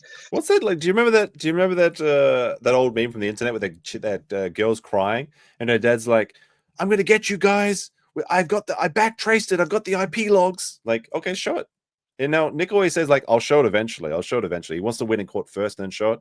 I don't see it happening. I think he's gonna, once the courts concludes either in his favor or against, more likely against, he'll just say, "Look, guys, it's over. We're gonna let things be buried. This was the ordeal. Like, it's just not gonna happen now." But it's very easy to promise something later and then never deliver on it, like a locals gift, like a 24-hour stream, like a YouTube guide, tutorials like the Rekieta Media channel. One promise Nick did deliver on was that he said that he wanted to make so much content you couldn't keep up.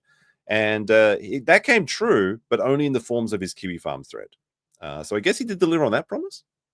So I can prove all this eventually, but I'm going to wait till the whole process is done so you can't accuse me of somehow intimidating you, you little bitch. I'm just going to go ahead and fucking nuke. The little bitch, the man that walked away from a woman that got pressed, a soccer mum pressed him at court. "Are you recording me?" No. Walks away. He likes to pretend to be. He literally admitted to being afraid of Aaron before. You from the orbit when it doesn't legally matter, and it just ruins your career and your life. Fuck you. I think like what's happening here as well is that this is like a power fantasy. Like this is like when I finish my gym regime of like my 6 months training, when I learn Kung Fu, I'm going to beat up all my bullies. That's the power fantasy here. It's like if you make a promise to yourself, like in the future, it feels like you've already accomplished it, sort of thing. So he's like, I'm going to destroy Aaron once this is done in the future. Just kick the can down the road. Because let's face it, like it's looking pretty bad for Nick right now. It's looking real bad for Nick right now. I think in this clip, he actually talks about how he has received a plea offer, but it's not great, and he's going to hold out for a better offer. My man, I don't see why the plea deal is going to get any better. Like, you're not, or reject the first offer. You're not like a hot topic here. Like, they don't have to give you a plea. They could just take your ass to court. Like, he thinks he's going to get like a sweeten the deal. For what reason? What is in their incentive to sweeten the deal? You just keep incriminating yourself further. If anything, the more you wait before taking the plea deal, the worse it's going to be, right? Because they just get more and more evidence, or additional charges, or just other things to come after you with. So you're not fond of him? Yeah. No. So he's not intimidating him. He's just gonna nuke him from orbit. That's all right, guys. We're gonna bring out Aaron. Aaron is Hey, hitting. what's up, Can you Aaron? imagine? Here's the thing. I'm not gonna do it to stop him from talking. I don't want to stop him from talking. Fuck him. Talk all he wants. Talk Except when you get a restraining order, so to keep your wife out of his mouth, right? to the state. If you need to Keep my testify, wife's oh my name God, out your please goddamn do. mouth. Please get on that witness stand if you need to, my friend. It'll be cathartic for you, I'm sure, to be put under oath and to be cross-examined by my attorney who's talked to me. What? I have a question. Yeah, go ahead. Are Aaron's ass imprints still in the cuck chair in your room? Dude, I don't have a cuck chair in my room. Because every chair is the cuck chair at Rekieta Mansion. Or do they just have a floor? Is that the they just have the cuck floor or the cuck shed? Like, Aaron is, and again, like, of course, Aaron might be stretching the truth. Of course, Nick might be stretching it. We don't know. They're both probably liars. But of the two of them, Aaron's the more reliable liar because he doesn't have compilations videos of him just going back on his entire set of morals and virtues that he's said for years and years and years. So if you're going to have to listen to one of them, it's probably be Aaron. And Aaron said that Nick literally would watch them through the slits of the door, literally in the cuck shed, watching Aaron plow Kayla through a gap in the door. Wow, that's some real manly stuff. That Aaron, oh, he's such a coward, right?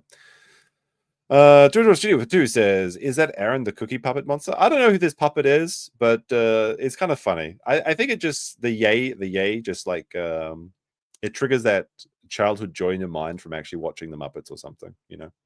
Was Drex involved? So a lot of people have criticism of Drexel, but I don't think he was engaged in the swinging. I think that for whatever Drexel is, he did see the family as part of an extension of his own family.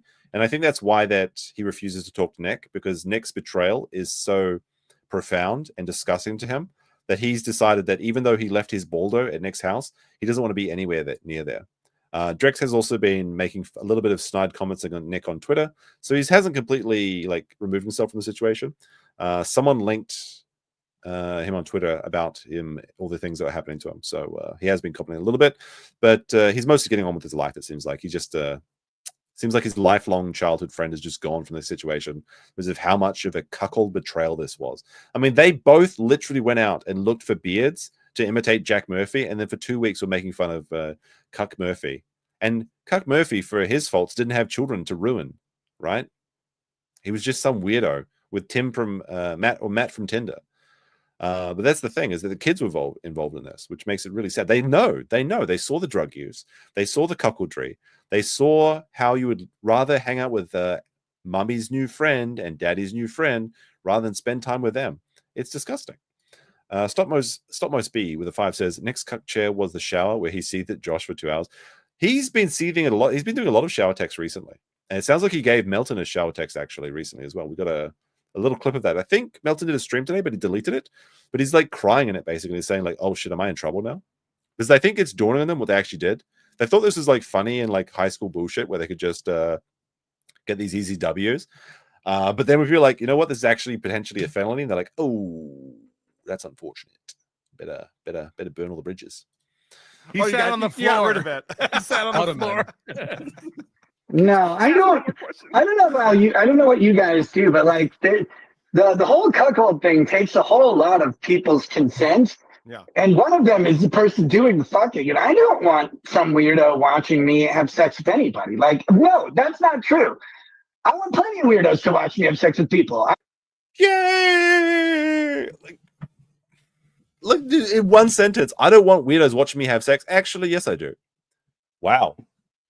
You sure told them. That's some good standards you have there.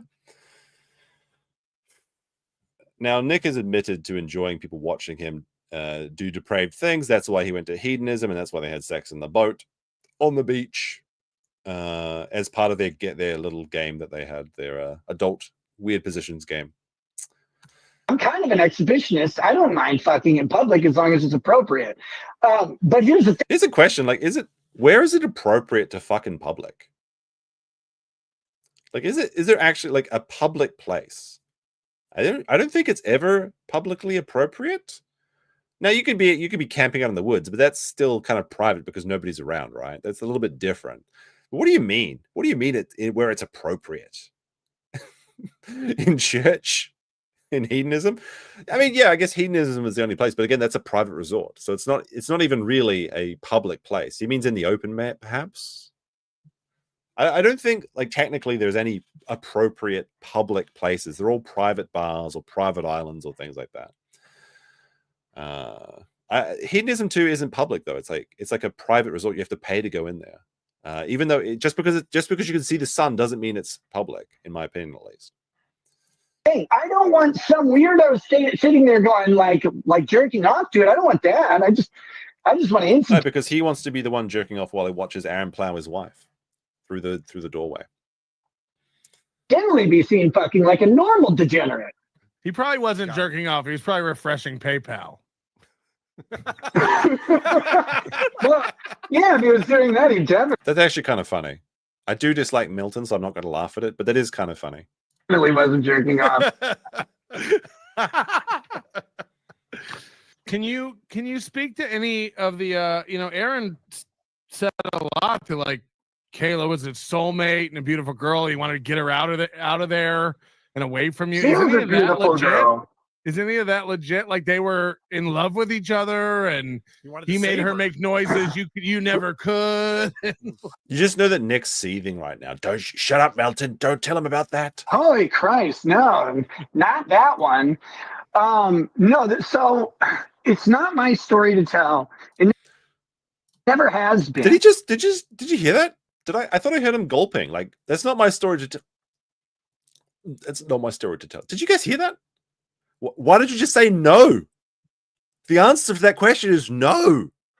So, Mr. Rekieta, is there any truth to the accuracy of Aaron deep bulldoing your wife and she said she loved it? Well, that's not my story to tell. Just say fucking no. You lied about everything else. You may as well lie about this. It is. It literally is. It was in a polycule. It is his story. Oh, the nerd came out for a second. I'm gonna go back 10 seconds on this one. In love with each other, and he made her make noises you never could. Holy Christ, no, not that one. No, so it's not my story. So no. To tell. It never has. His voice is breaking. It's not my story to tell. It's been. Lady Raggets, for whatever there is, she is not a person who really likes being out there in public. She's tried to stay off the internet since about 2022 because. Objection. This is false. This is a lie. Kayla doesn't want to avoid the public eye. She wanted to be in the public eye. She got a bad reaction, and now she's avoiding the internet. So what happened was Nick was becoming very successful and was getting a lot of attention. This is back a couple years ago, probably around 2020, as Nick would say. Then there was a really weird stream, and I remember this because it was a very unpopular stream where Kayla came on and tried to sell CBD oil. It was like she was like, "Oh, I'm so anxious, but I just do my CBD oil, and I can go to sleep and watch Star Trek all day, hurrah!" Instead of doing the dishes. And it seemed like it was like a prison video. I remember seeing it. And I was thinking to myself, wow, Nick looks really uncomfortable. You should just keep your wife off the internet, sort of thing. And then she started a YouTube channel called The Real Lady. I'm pretty sure it's called The Real Lady Rackets.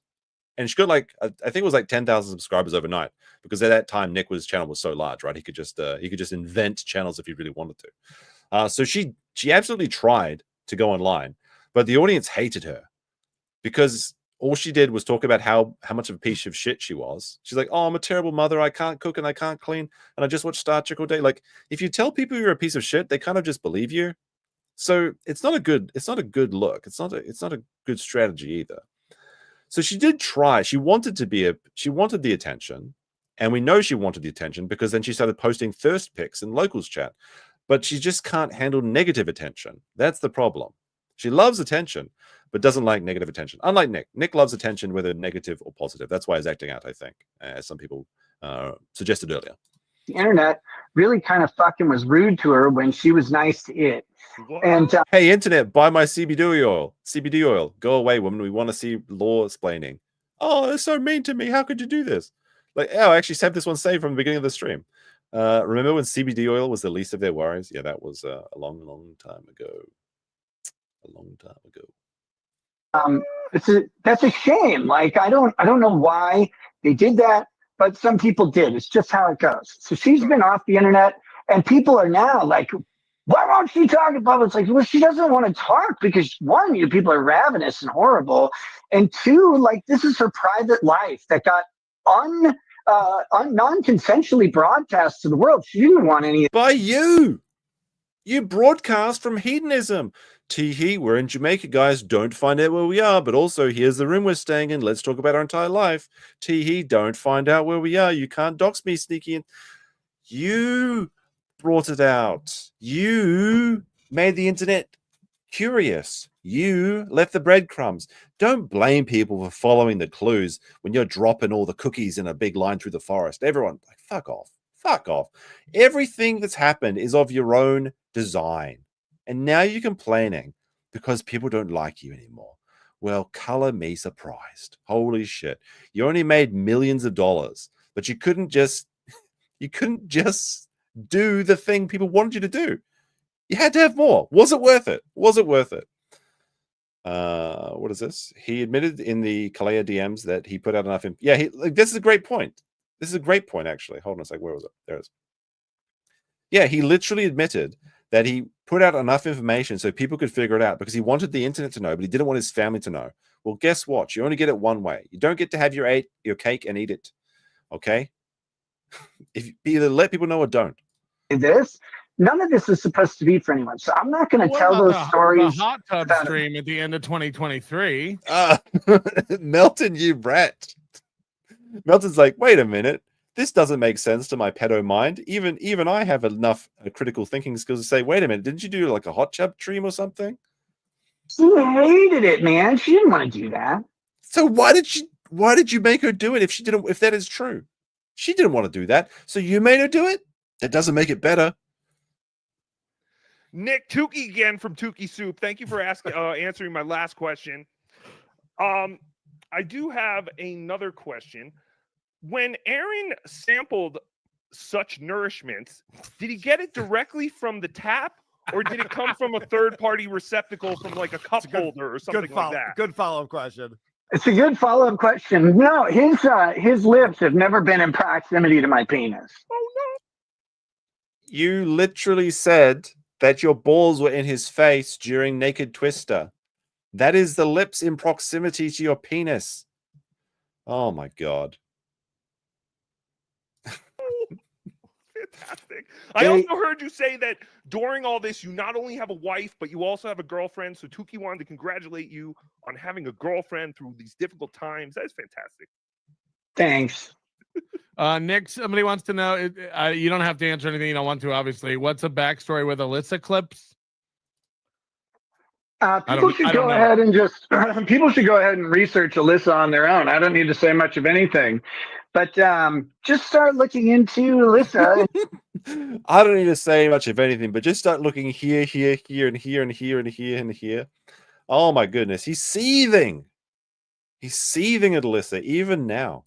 You'll find a very, very interesting story and very, very interesting circumstances. Also, hey, you bitch, why'd you send a bunch of nudes? I don't want to talk about Lissa. Hey, you bitch. Holy shit, he's so fucking mad. That's another thing that's really interesting about, like, I kind of forgot this. I was going to mention this, but like back when we go to the Warski clip, where it's like, where he's telling Warski to die. Why would you die, Warski care? Nick isn't a novice to the internet. He understands how the internet works. Back when the Kick Vikstag was going on, Ty Beard, the attorney that bungled the case basically with bad notary skills, he was getting a bit annoyed at, I believe, Ron Toye and Jamie Marshy or whatever. And he was like, why don't we send our friends at the farm some information about these? And Nick was like, no. Ty doesn't understand the internet. They're not your personal army, Ty. They just look what, like, he's like, and I was like, yeah, okay, good for you. That is a bad move to try and get a group of people to go after your enemies like that. That's true. The internet isn't your personal army. So Nick is familiar with the internet and the rules of the internet. Like, don't copyright strike people, if you give permission for them to clip your content. That's a good rule. It's a good rule. But he absolutely knows the rule. If you let someone know you're mad, you lose. So this is just a big fucking L. Not only is this make him look like a piece of shit, and he is a piece of shit. I hope you die for being sober for 1 year. Holy shit. Even your end, like, if he just said fuck you, Andy, or something, that'd be fine. That'd be fine. Oh, you're sober for 1 year? Fuck you, Andy. I don't like you. That's fine. I hope you die. I hope you die. The seethe, the anger. He's so fucking mad. Holy shit. To a bunch of sad guys who really were looking for women and then extract money from them. Why do you A bunch of sad guys looking for women. Oh, Mandy. you do that? That's really fucking dishonest and disingenuous. You met those guys, half of them are borderline autistic, they're socially awkward. So when some dopey chick on the internet starts sending nudes to try and steal money from them, that's really shitty to do, you fucking bitch. I wish I would have known you were doing that in my Discord server sooner. I would have thrown you out so you could have bitched about it and cried to everybody just like you did when you ran a GoFundMe to try and get a keyboard or whatever. Oh my God. This is true. I actually don't know the Alyssa Clips law. I don't know if this is true or not. I know she did have a fundraiser for an iPhone because her iPhone broke. And I think she raised all the money, right? Because people like her content. Let's continue though. God, hopefully cancer does the work that God wants soon. All right, we're out of time. Nick, can we please get a shout out to Legal Bites? Hey, Legal Bites, you're the least snaky of all of these fucking losers. How is that for a surprise of 2024? Oh God. I don't think there's any more questions here. I just wanted to ask you kind of like what's next for you. I obviously, like, I haven't seen anything about any kind of trial stuff. We have no idea what's going on with your trial.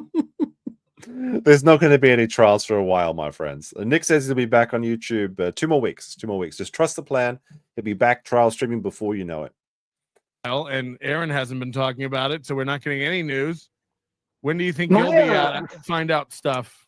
All right, we gotta ask. We gotta do a poll. We gotta do a poll. Do you think Nick's back on the bottle? By the way, so I asked if daylight saving started. Should I be starting earlier or later? Leave a comment if you're watching on replay, because Japan doesn't have daylight savings time. So every time America hits daylight saving, everyone's like, you're starting earlier, you're starting later. I think that Nick's back on the bottle, to be honest. Is Nick drinking again? Yes, no. Of course. And there we go. Do this. Don't forget to like the stream while you're voting on this poll. Does help out. We have a big show tonight. Almost 2,000 people. 1,800, 1,900 almost. And if we get just half of you to like the stream, we get over 1,000 likes. That would be the goal. Can we hit the goal, chat? Hit the goal. Maybe I'll have to figure out some sort of a reward for people liking the stream or something. Sometimes I give out free memberships though. My next thing is it's a settlement conference on November 25th. It's to try and see if I can work out a plea arrangement with the prosecution. So far, the plea agreement that the prosecution has offered me was a preliminary one. As a preliminary offer, it's not great. Like, it's not bad. It's just not great. What do you think the offer was? So so he's been offered a plea deal. What is it? 6 months in jail? Oh, it's not great. Could be better. Please, not 6 months in jail. I need that $20. I can't let. What is it? Nova, right? Is it Nova? Or no, Pepsi Man. Sorry, it's Pepsi Man that I've got to deal with for $20 saying that Nick's not going to be in jail. Not feeling so good. $20 bet, bros. Not feeling so good these days. I really do wonder. But like, why would the plea deal get better? This isn't a limited time offer. If the plea deal, like, if you get to the end of the time, you go to trial. I mean, now they can offer a plea deal at any time, sure, but why would it get better? Why would, like, he's like, oh, I bet you guys would love to put me in jail. Well, you're going to have to give me more of that deal if you want to touch this hot thing. Like, what do you mean? Like, as the trial date looms, your position only gets worse. Your negotiation strategy is failing. This is a weird, like, reject the first offer. I'm not sure this works in plea deals. Like, you're gonna have to give. You have to. Maybe if you give up Kayla, maybe if you give up April, maybe that's the only way the plea deal will get better, right? Because they basically have all the info they need. They've got your shits to right, mate. There's no way you come out of this. There's no way you come out of this ahead. Now, the fun thing with plea deals is that there are 3 people in this lawsuit: Kayla, Nick, April. Whoever gets the first plea deal is going to be the best plea deal. The plea deals get worse as you have less people to rat out. So whoever takes it first, if it's April, she could maybe get away for free. She's a young woman. She could go on with her life, get away with this scot-free. It's just a bad thing. You put it behind you. You can start a family. You're still young. I think you're under 30, right? You've got your opportunities. Take the plea deal. And then take the $6,000 from Josh Moon. You could even get away. You could leave Minnesota with $6,000, start a new life in a better state that isn't full of Scandinavian prudes. I don't know. I don't know what he's thinking. Sour Sprout Gaming with a $4. Thank you very much. Super sticker, actually. Much appreciated. So Mahouse says, check Discord DMs. All right. Sorry. All right.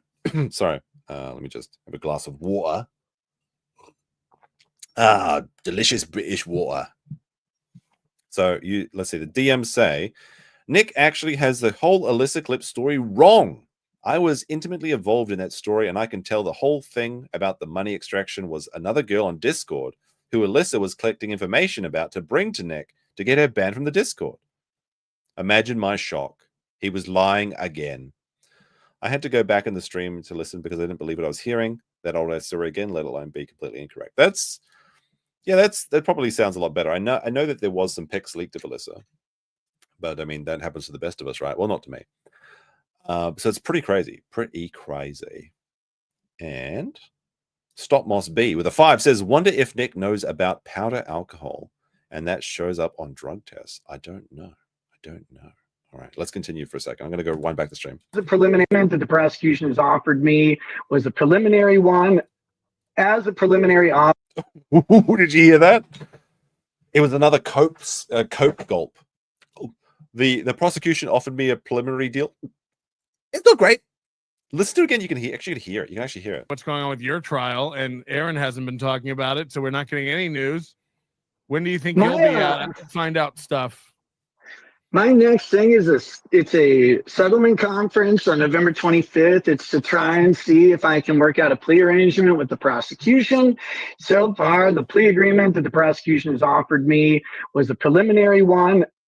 As a preliminary offer, it's not great. Like, it's not bad. It's just not great. And there's a lot of stuff that needs to be worked out before it's a workable deal. So I'm going to go into that. Hopefully we'll have some discussions before then, but fuck, like, time is passing really quickly.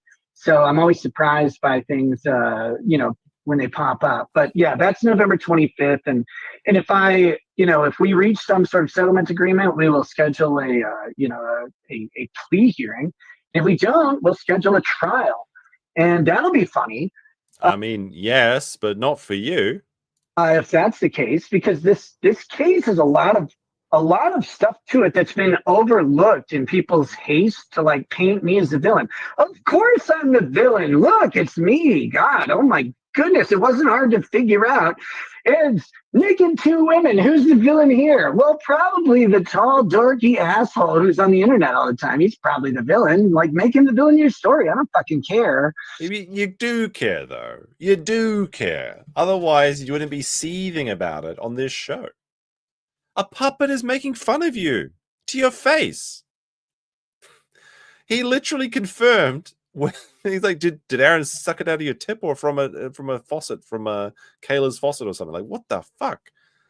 Look, even Melton's like, an actual pedo is like, oh my god, this is ridiculous. Holy shit. He just wants to make fun of Aaron, and he has to deal with the cringe of it all. But like the legal reality involves a lot of work still, and that's the worst part, the work. That's what he's really sad about.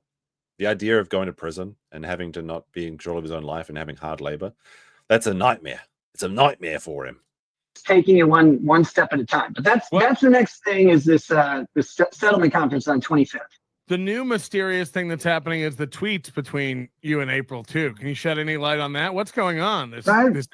Let me be very clear. Those tweets are not between me and April. April is making tweets. I'm responding to some of them because they're actually like, I'm completely unfucking hinged. I'll show what I mean for a second. Where is this?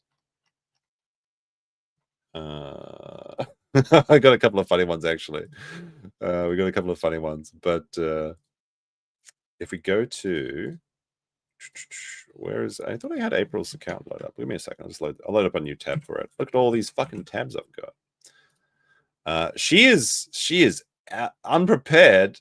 Look, I'm a little bit underprepared. Okay, I'm a little bit underprepared. This is to be fair, this is an absolute nightmare of stuff to go through.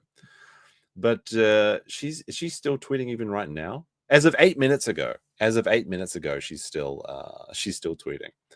And it's just like every reply of hers is going straight to Nick. And it's like she's tweeting at Nick and he's not responding. It's really, really unhinged. And it goes on for days and days and days. We'll try and pick one at random and see what it's like. Let's see. What is this one? All right, well, this is a random tweet, so I don't know if it's good or not. Let's see. I bet you're really glad that White Feeder Ralph is sticking up for your domestic abuse story. I mean, I really do have to play the audio of him doing it. And there's the link to when Ralph was probably talking about, I ain't going to hurt you, but I might, sort of thing, where they were slapping around Horsey or whatever her name was. And then April responds saying, I didn't ask him to stand up for me. I said it's nice to have someone stand up to me because it is. If he was convicted of a crime and already paid for it, well, he's paid for it by living in Mexico. However it needed to, you should stop rubbing his nose in this old shit. His past sins don't define his future. He gets to. Well, the thing is, Ralph's crimes do. They do define his future because he's down in Mexico and now he's banished from the country that his father gave him. That was not too bad. Let's see. Responding to more Nick stuff. See, it's like every time Nick posts, who's threatening blackmail? And it's like her responding. I don't think you know the definition of that word. Nobody seems to unless it's their thing. She's just like tweeting at Nick and nobody responds to her. It's sad. It's actually sad. But like the tweets are so unhinged that people were considering like, is like, what the fuck's going on? Is she drunk? Is it Nick? Nobody knows. It got to the point where she was talking about like she's giving out deets. Like there's a thing, like a woman that when she's really scorned starts to goes fucking crazy, and ignoring a woman makes them again even worse. They go fucking crazy, especially if they're obsessed with a man, like she seems to be obsessed with Nick. If this is indeed her account. So she was dropping these stories, which she was saying like, "Oh, I saw Kayla in a shop, and she didn't talk to me. Like she treated me like I was a stranger, and I was treating her like a friend. It's insane." And then like she even claimed like I think I have it here. Okay, so hold on. What we'll do is I'll show you which one I think. We'll go back to the clip in a second, but I'll go to Kayla's. I'll go to not Kayla, April, and search for. While going through these things, there was one tweet that made me think that maybe it was April. Maybe it was Nick. Sorry, and it was this tweet. It says, "What was she responding to?" So let's see. The cover fractures further apart as April reveals Kayla clearly hates her. She tells a story where she ran into Kayla by chance on the Spectrum ISP store in Wilmar, Minnesota. Kayla ignores April Is April only welcome in the Boulder bunker when Nick's wanted to be there? And then she responds down here saying, Jesus, she has no obligation to engage with me whatsoever. And any engagement she has with me has been her choice. Come off it. I care about those kids doing well. And if I'm using a computer, and if using a computer puts their lives in peril anyway, I'd rather die alone. So mind your own business, weirdo. This weirdo is kind of like a Nickism, right? It makes me feel like it is Nick. Is this like when he like ends a thing with like nerd? But then there was this tweet where it says, I hope Aaron makes $1 million, which is like Nick's catchphrase. I feel like this is too on the nose, if you'll excuse my saying, right? I feel like by saying, I hope Aaron makes $1 million, they're leaning into this. And it's like misdirection. Because people are like, oh, she said $1 million, it must be Nick. This makes me doubt it's Nick. But maybe that's just the way my brain works. But she says, I hope Aaron makes $1 million. I would also like to thank him for everything he did for me back then and all of the lessons she still teaches me because I still need to be taught a lesson. Please forgive me for my mistakes, Aaron. I need to go check my lottery ticket. Like, nobody knows what this bitch is talking about. It's insane. Now, I think... All right, so after her like completely unhinged tweeting spree, she posted this tweet where she says, someone has brought to my attention that my account may or may not have been hacked. I have no idea. People have been speaking to me for years without my... People have been speaking for me for years without my consent. So I guess there's an implication that Aaron is speaking for her. Now, she goes back on this as saying that Aaron never suppressed her speech. So it's a weird implication. Then she says, so I'm tightening the ranks and I'll be the only one telling my story for those who appreciate it. Thanks. Now, there was another one where she said she was on the phone. Let me see if I have this one. Let me see if that one's more interesting. If I want to see, if I search for support, maybe it'll come up. She may have deleted this one. All right, no, here it is. This is the one I was looking for. All right. This is the good one. I just got off the phone with support, so Twitter support, and it looks like someone had my credentials. I don't know what their intention were or who it was, but I'm not making that mistake again. And then someone responds to her saying, Twitter does not have phone support, online support only. No, Twitter does not have a... So it's a weird fucking lie to make this stuff up. And then I wonder if there's a really funny interaction here. Did she delete it? Hold on a second. Let me see.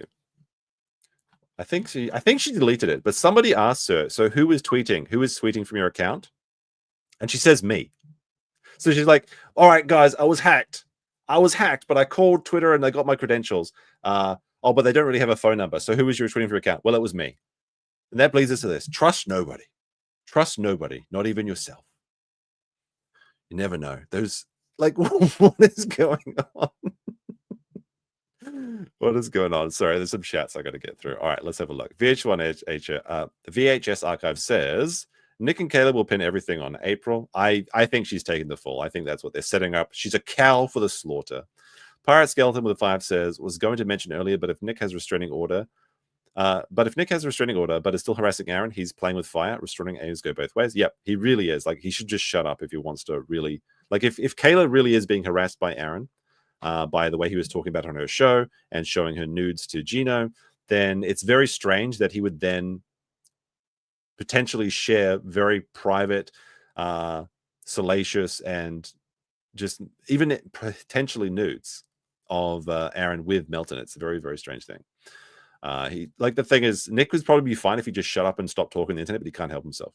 Studio with 5 says, maybe the plea deal is only for the judge and his staff to give Kayla $20 for an hour. Nick probably wants to negotiate for a better fee. Perhaps.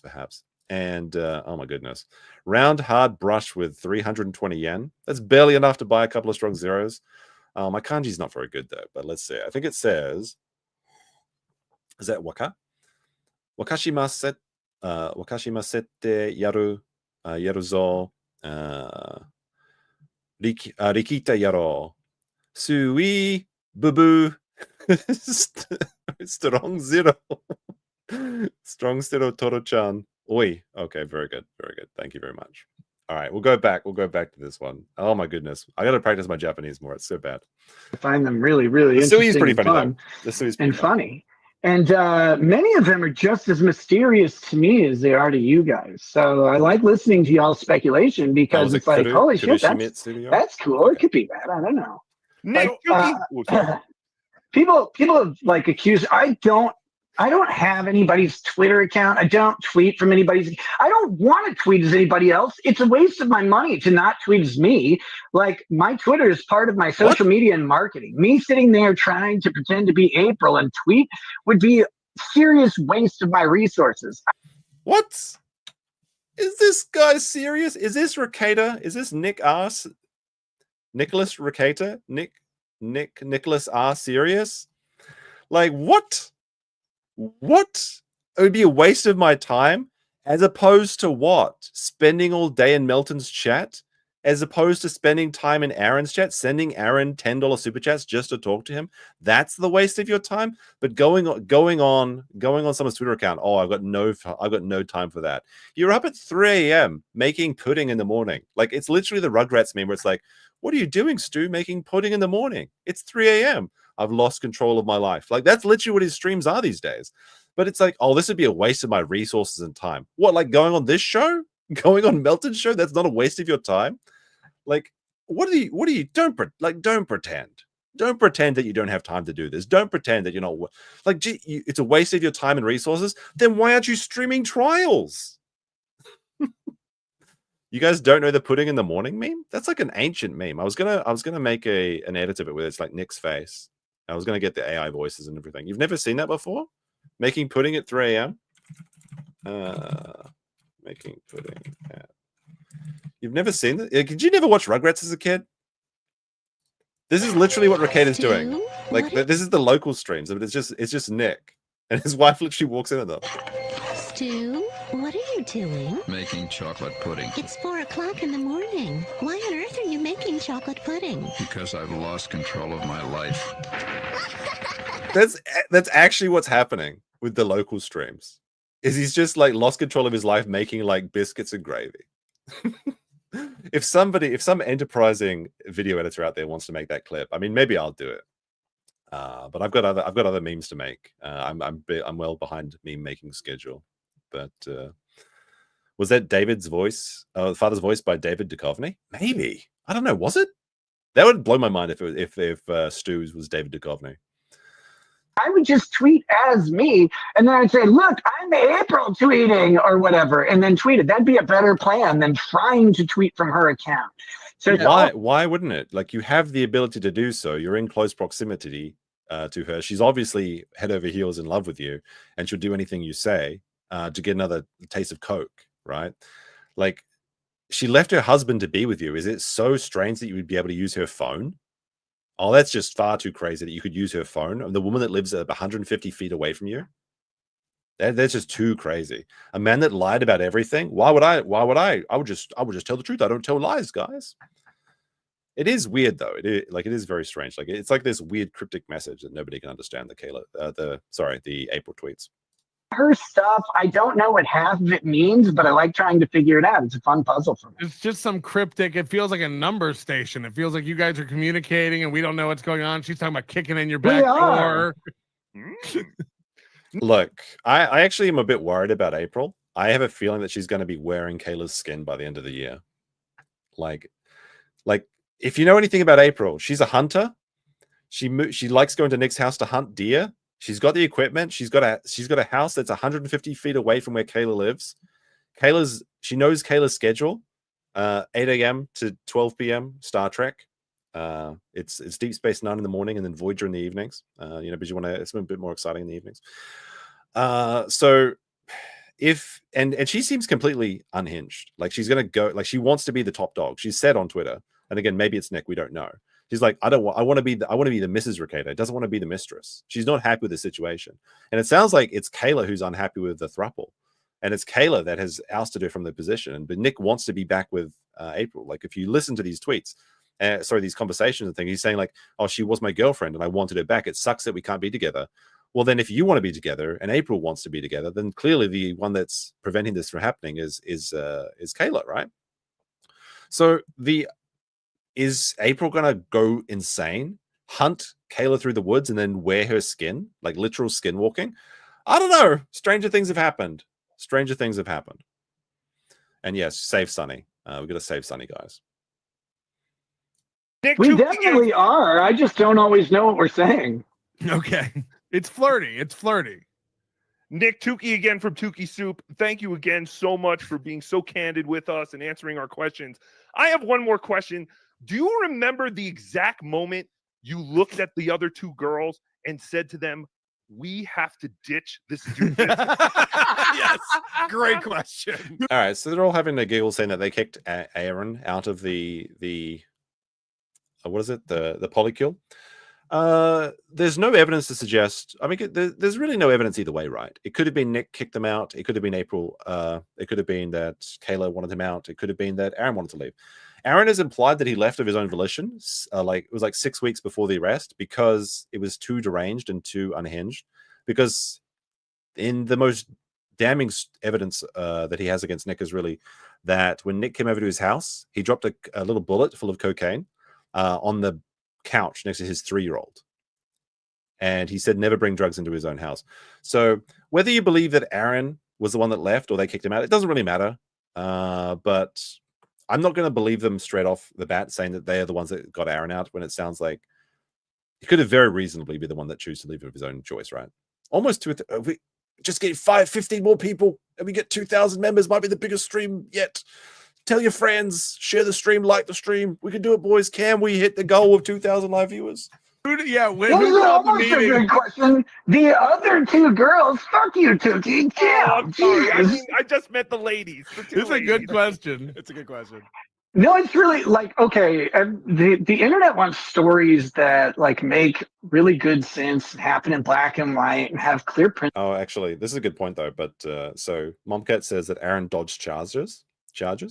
I think this is why Nick has such a hate boner for Aaron, is that he looks at Aaron, who got out at just the right time. He got in, he got to fuck Kayla, he ditched his BPD whore, April. He got to drink, he got to have the cocaine, he got to play Naked Twister, and then he gets away without any of the charges. So Aaron made out like a bandit in this situation. It's absolutely insane, right? That's probably why he's so angry. He's like, damn you, Aaron, you can't get away. You surviving? How dare you? You leave when I say you leave. That's why he's literally sending he's paying money to talk to Aaron now. That's how down bad he is for Aaron, his boy love.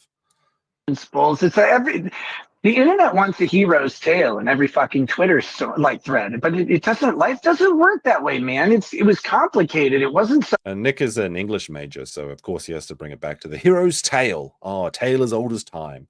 But not necessarily. It's not that everyone wants the hero's tale. Maybe we just want a bit of a giggle. And there's all sorts of different stories. There's tragedies. Maybe this is your tragedy, right? We don't know. There's 7 original stories, right? That's what they say. There's only 7 stories in the entire world. They're not all the hero's tale. But Nick seems to think they are. But he does have a degree in English writing, so I mean, who am I to judge? He has a degree in, I guess, a JD, right, in law. Hasn't helped him very much. Hasn't helped him from making potentially felonious mistakes in the last few days. And, oh, shit, there was a really funny Josh Moon post. Does anyone have it? He says something, you know, the ones where he's like, maybe you shouldn't be committing a felony something or other when you're doing the felony, blah, blah, blah. If someone sends me that now, please. So it wasn't so clear and simple, and things like happened over time and then evolved really, really fast, and no one really fucking knew what was going on. And it was just a giant mess, and it involves a whole lot more than some nerd being thrown out of a group of people. Like there's a lot of emotion, a lot of feelings involved in a very real way. And you know, every person who's involved in any relationship, don't take this to the poly level, just any relationship. Every person who's involved in a relationship adds an exponential layer of drama. Yeah, I said this ages ago. This is true. A broken clock is right twice a day. Every time you add an extra person, it adds an extra layer of complexity and jealousy, and someone always catches feelings, which is why polycules never work. They have never worked throughout history, and they will never work. Because it's just not going to happen. Like, someone always gets less attention or more attention, and they get angry or they get feelings or they want to back out, but the other person doesn't want to back. Like, it just doesn't work. It just doesn't work. Stop. You're not smart enough to make it work. Nobody's made it work in the entire history. It's just a doomed situation. How do 5K locals gifts work? That's the fun part. They don't. Because they have connections to everybody else. It becomes a fucking mess really quick. So yeah. So who kicked Nick out? Or sorry, so who kicked Aaron out? God damn it. Kayla. Kayla did. I believe that. So Tuki again here. I thought that he didn't want to comment on what Kayla's situation was. Kayla kicked him out. So did she fuck him or not, Nick? Did she have feelings from him or not? What happened there? From Tuki Soup. Again, thank you so much for your time and being so gracious. Just go. And answering your question. Shut up. This is a follow-up to my first question.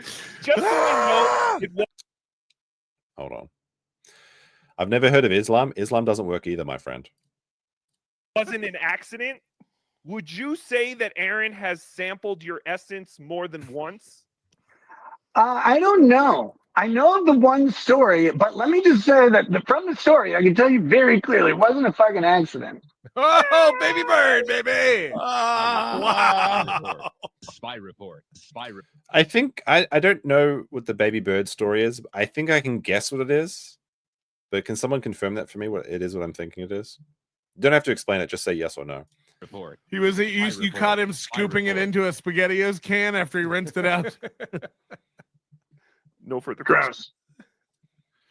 All right. Anybody else have any hard-hitting questions for Rekieta? Yeah, that's what I Pest thought. has That's an what I thought. interesting Thanks. question in here. I don't know if you want to get into this. Wait, do I not get to sit around and make fun of Aaron on his show? That's what I wanted to do. Oh, yeah, you can hang with us. They want him to leave. They're like, oh, fuck, no, just get away. I was like a normal guy. I want to hang out with my friends. Yeah. He thinks these are their friends. He wants to be friends with a pedo, a puppet, who admittedly the puppet I kind of like. I don't know with this guy. I think he just sits there and reads the chat or something, or reads his phone. And a New Zealander, this is your rogue gallery, your Avengers, Melton, the puppet, this guy, and someone from New Zealand. Come on. Of course, man. And he poured in a storm. Is this the question you wanted to? Yeah, ask yeah. Carl? Have you ever talked to April about their marriage and maybe some physical abuse? Yeah. The brain trust, yeah. As it happens, when I I'm first not a met Kiwi. I'm not a Kiwi. That's defamation. I may have a New Zealand passport, but I'm not a New Zealander. It's different, guys. April, she was not forthcoming about physical abuse. When you think about it, it's not like a lead-in thing. Like, hi, what's up, blonde person I've never met? She's like, actually, my husband headbutts me and squeezes me until I'm quiet around the children. Aaron headbutts April and squeezes her. Well, like he just comes up and gives her like he squeezes her in front of the kids. That's a weird thing to say. Why is this coming up now? Does anyone believe this? He gives her the big toe. Is that what's happening? I think this is just muddying the waters. Like, I don't believe this. This seems like bullshit to me. Like, that's not a normal conversation. And so, because like when you look at April's tweets, or allegedly April's tweets, like she'll say things like, I had my voice taken away. I was like, did Aaron take away your voice? He literally gave you a recording studio and put you on his live stream so you could talk to the internet. He's like, no, Aaron never took away my voice. And who are you talking about? It's just fucking bait. It didn't come up for a really, really long time in the relationship, not until things were ending. And then it was more like I was just thankful to have Aaron out of there. Aaron wants to blame me for a lot of stuff with April, but the biggest person to blame about stuff with April is Aaron, and he can take that a couple ways. He can take it maliciously, like he's a giant asshole and acted like one, or he can take it non-maliciously and say, "Guy, like, dude, it wasn't going to work out, and you guys tried to make it work and didn't, and that's fine. Like it just wasn't time yet." Or there's the really funny way in which, well, sorry. Like, Jeff, I don't think I have a blind spot for Aaron. If you look at my streams, I talk about how big of a piece of shit Aaron is. The problem is, when you've got like a piece of shit in an entire dump yard, it's kind of hard to find the shit, you know? It's too small and insignificant in comparison. So I've never said that Aaron's a good person. I've always said he's the shiniest turd in the bowl.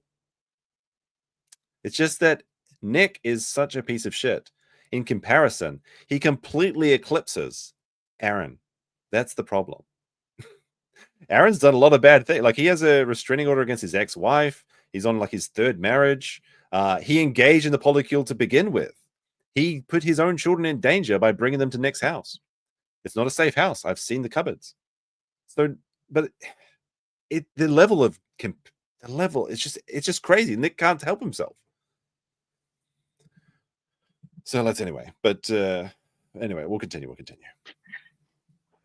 Somebody's got game and someone doesn't. So, but you are saying like April did talk to you. So Nick has got game. He's a virgin until university. Like lady killer, male cheerleader. Okay. You stole another man's wife, I guess. Congrats. I'm not sure that's a W you think it is. About physical abuse. This isn't a phantom. This does exist. No, that's definitely not a phantom. I just didn't know about it at first. I mean, dude, I don't tolerate physical abuse of domestic partners, women, men. It doesn't matter. Like that shit cannot sustain. It cannot be allowed to go on. Yeah, but polycules, they work out, right? Relationship, it has to be addressed. Now, is this because you're a beta and Aaron could box you and kick your ass, or Aaron can't box and kick anybody's ass. Have you seen him? Like he's big and he relies on being big. So what? I've beaten up big guys. Doesn't matter that much. Nick literally said he was afraid to box Aaron. Literally afraid of the big toe. Just fucking fight different. But Aaron has never been in a real fight in his life. He's been in 2 boxing matches and he got fucking totaled. What a loser. Then why don't you fight him? Why don't you fight him, Nick? I think everyone would be happy to see the toe versus the Baldo. We want to see, that's the match we deserve. I think that's the only way this can end, right? Can we just do that? Can we just put this all on the table? No more restraining orders. No more nothing. Let's just have a cage match, okay? Rage in the cage. Let's see who shows up. Foghorn Lego in the second wants to know, Nick, who left more mud on your helmet, Aaron or April? Oh no. Oh no. Oh boy. So Jim Turner says that Nick knows karate. He's a tough guy. So didn't Nick go to sign up for Taekwondo classes and he accidentally signed up for male cheerleading? I think that's the story, right? Like he wanted to do Taekwondo and then he accidentally signed up for male cheerleading instead. So I don't know. That's how I remember the story going. Hey, look, all I'm gonna say is I'm a top. No. Wait a minute. No. Nick, are you implying that Aaron may have had something inserted into him, whether by you or one of the ladies? Not to my knowledge. Okay. Not even a digit? Not even a dirty, sneaky digit? Like a toy? Not to my knowledge. Amy I Elizabeth. would ask. I happen to know everybody involved. All right, go so I ask. could. Go Yeah, ask. we'll wait. We'll read super tips. Look, I'm not an anatomist. Can you describe the penis? Because you said it was like a button. You said it was a nubbin. Can you? Yeah. Look, at some point I will describe it, but it'll be funnier using his own words. Oh, what does he mean by that? Like, how is he going to describe Aaron's cock with his own words? No. It's a weird statement. Another weird one. What do you mean by that? Yeah, what do you mean? Like, honestly. You'll just have to wait, and that's too bad. I'm sorry. Get My the lips are fuck out of here. my lips are sealed. He described his dick to you in his own, like, in an insecure way. I mean, I was standing right there. I could see it at the same time. It's not like he was just describing it. There was visual confirmation. Hey, Nick, does your dick, come out? Does it? Does it ever see its shadow? Does it ever see its shadow? Yeah, mine's amazing. It's fantastic. I love it. I have a great relationship with my dick. It's awesome. Let me put it this way. When you spin a twister board, do you have to draw, like they have right hand, right foot, left foot? Do you have to put a penis space in there? Yeah, I was going to say my hands and feet don't need to leave the board when I spin the twister dial. Don't worry about it. Hit the dick button. Yeah, hit the like button, by the way, for this, everybody. Has Nick ever seen Mubi cry? Good one. Yes, I have. Absolutely. What? Can you tell us when? Several times. Like, there's a whole bunch of them. I don't know. We went through, look, I'm not even trying to shit on the guy here. We went through a whole lot. Like, there's a lot going on, and we made some really fucking stupid decisions, and there's a bad timing on basically everything that happened.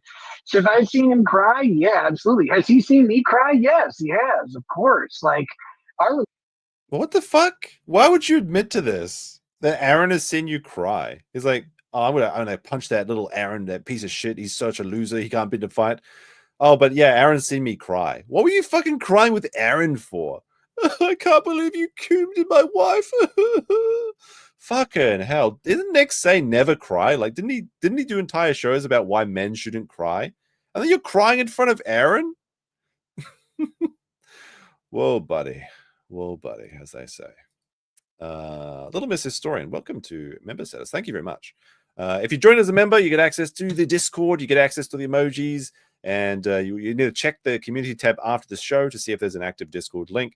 I post new ones as they expire, and you know, you come and chit chat, and you know, is what it is. If the DJ, is it F the DJ? I don't know. F the DJ says Rekieta is going to null Aaron's charges, even Lamol. Yeah, like I think Sean has said that there may be a few cases where he's not helping his case in the pornography case, revenge pornography case against Aaron from Kayla.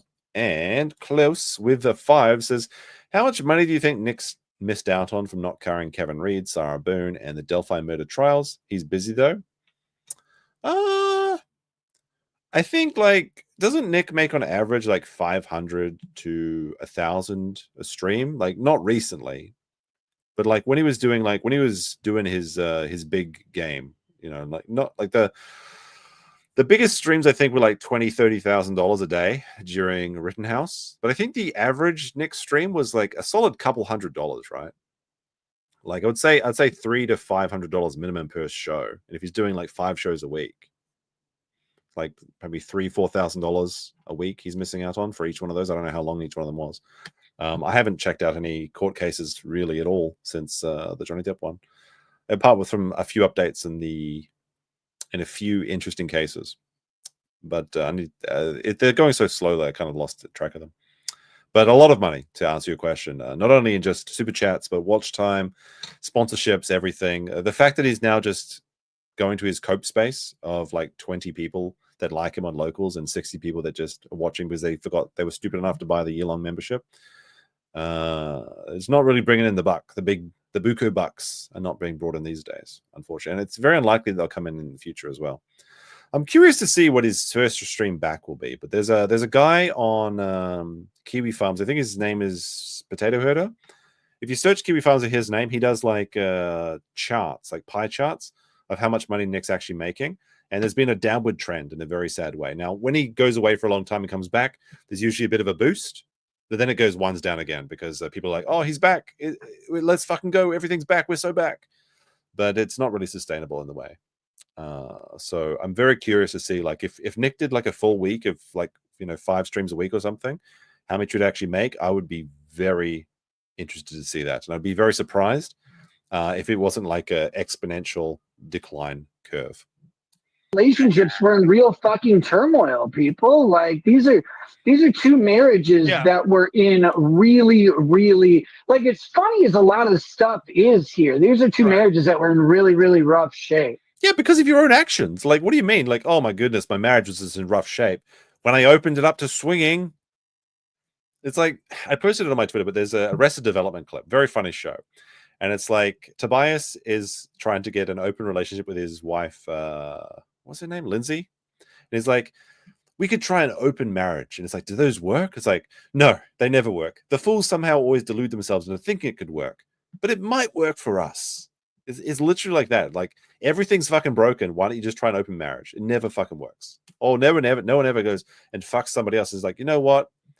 I want to go renew my vows to my spouse. It's easy for the internet to fling shit and think of this as TV and entertainment, but it is. It's like 2 people's marriages, it's children, it's families, and also like your parents. There's other repercussions too outside of your nuclear family.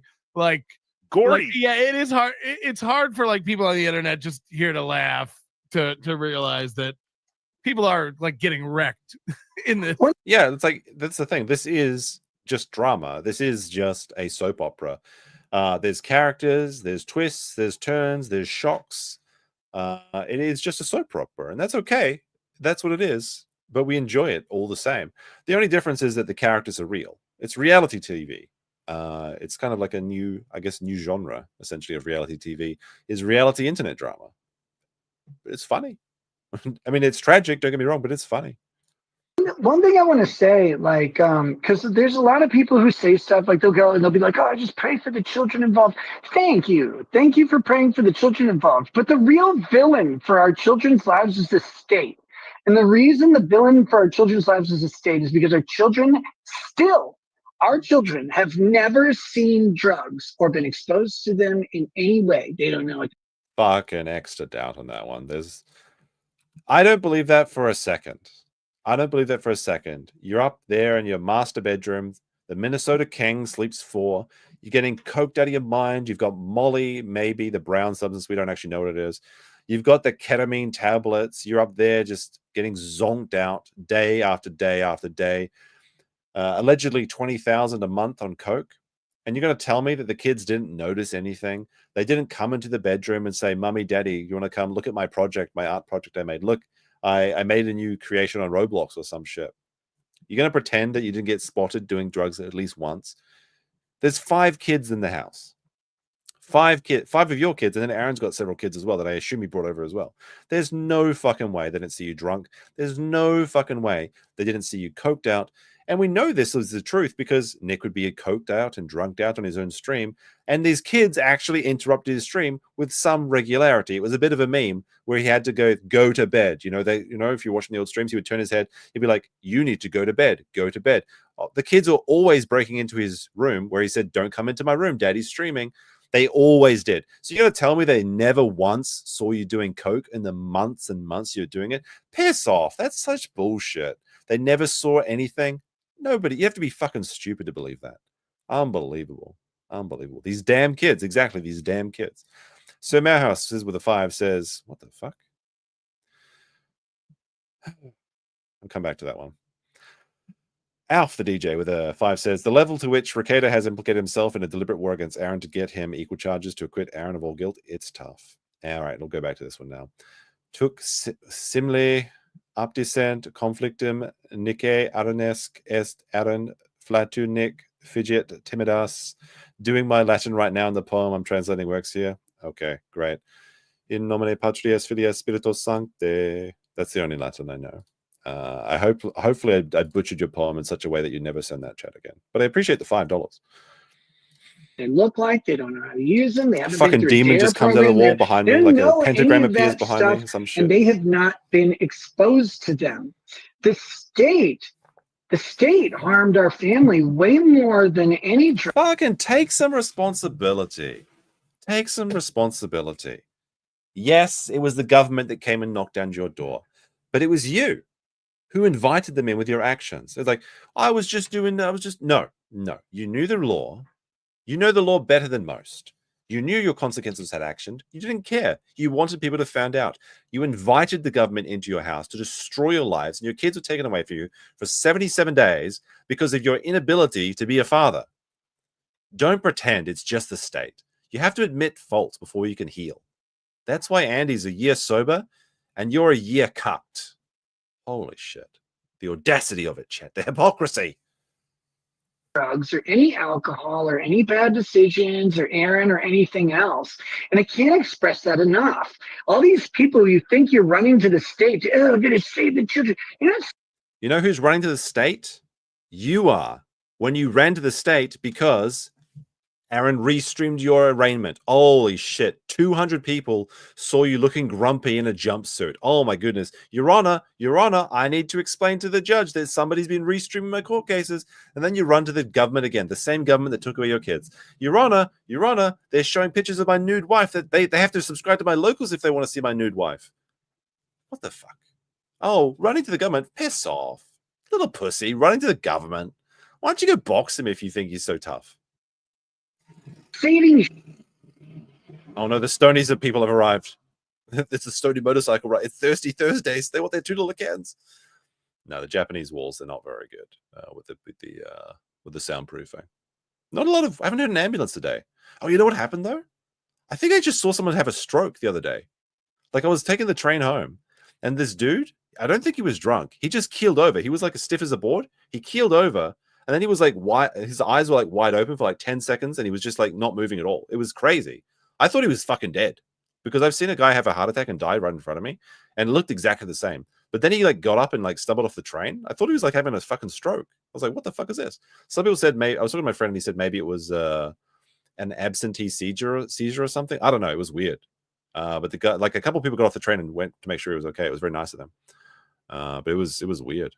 And Alpha DJ with a 2 says, enjoy prison stalker child is so fitting here. Yeah, like Nick is really quickly becoming or adopting the same mannerisms as Patrick Tomlinson, except it's enjoy prison stalker nerd. It's exactly the same. Shit. Even if our house was a den of degeneracy, which it wasn't, you would have made it. It's a filthy crack den with 4 people in the same bed with a safe of coke.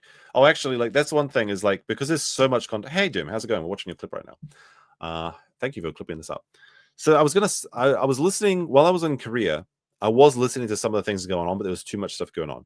But one of these clips, I'm not sure if I have it or not. I might have to go back because, like I said, there's too much stuff. Nick says, like, the government claims I had a safe. I haven't seen no safe except for the 5 safes in my house.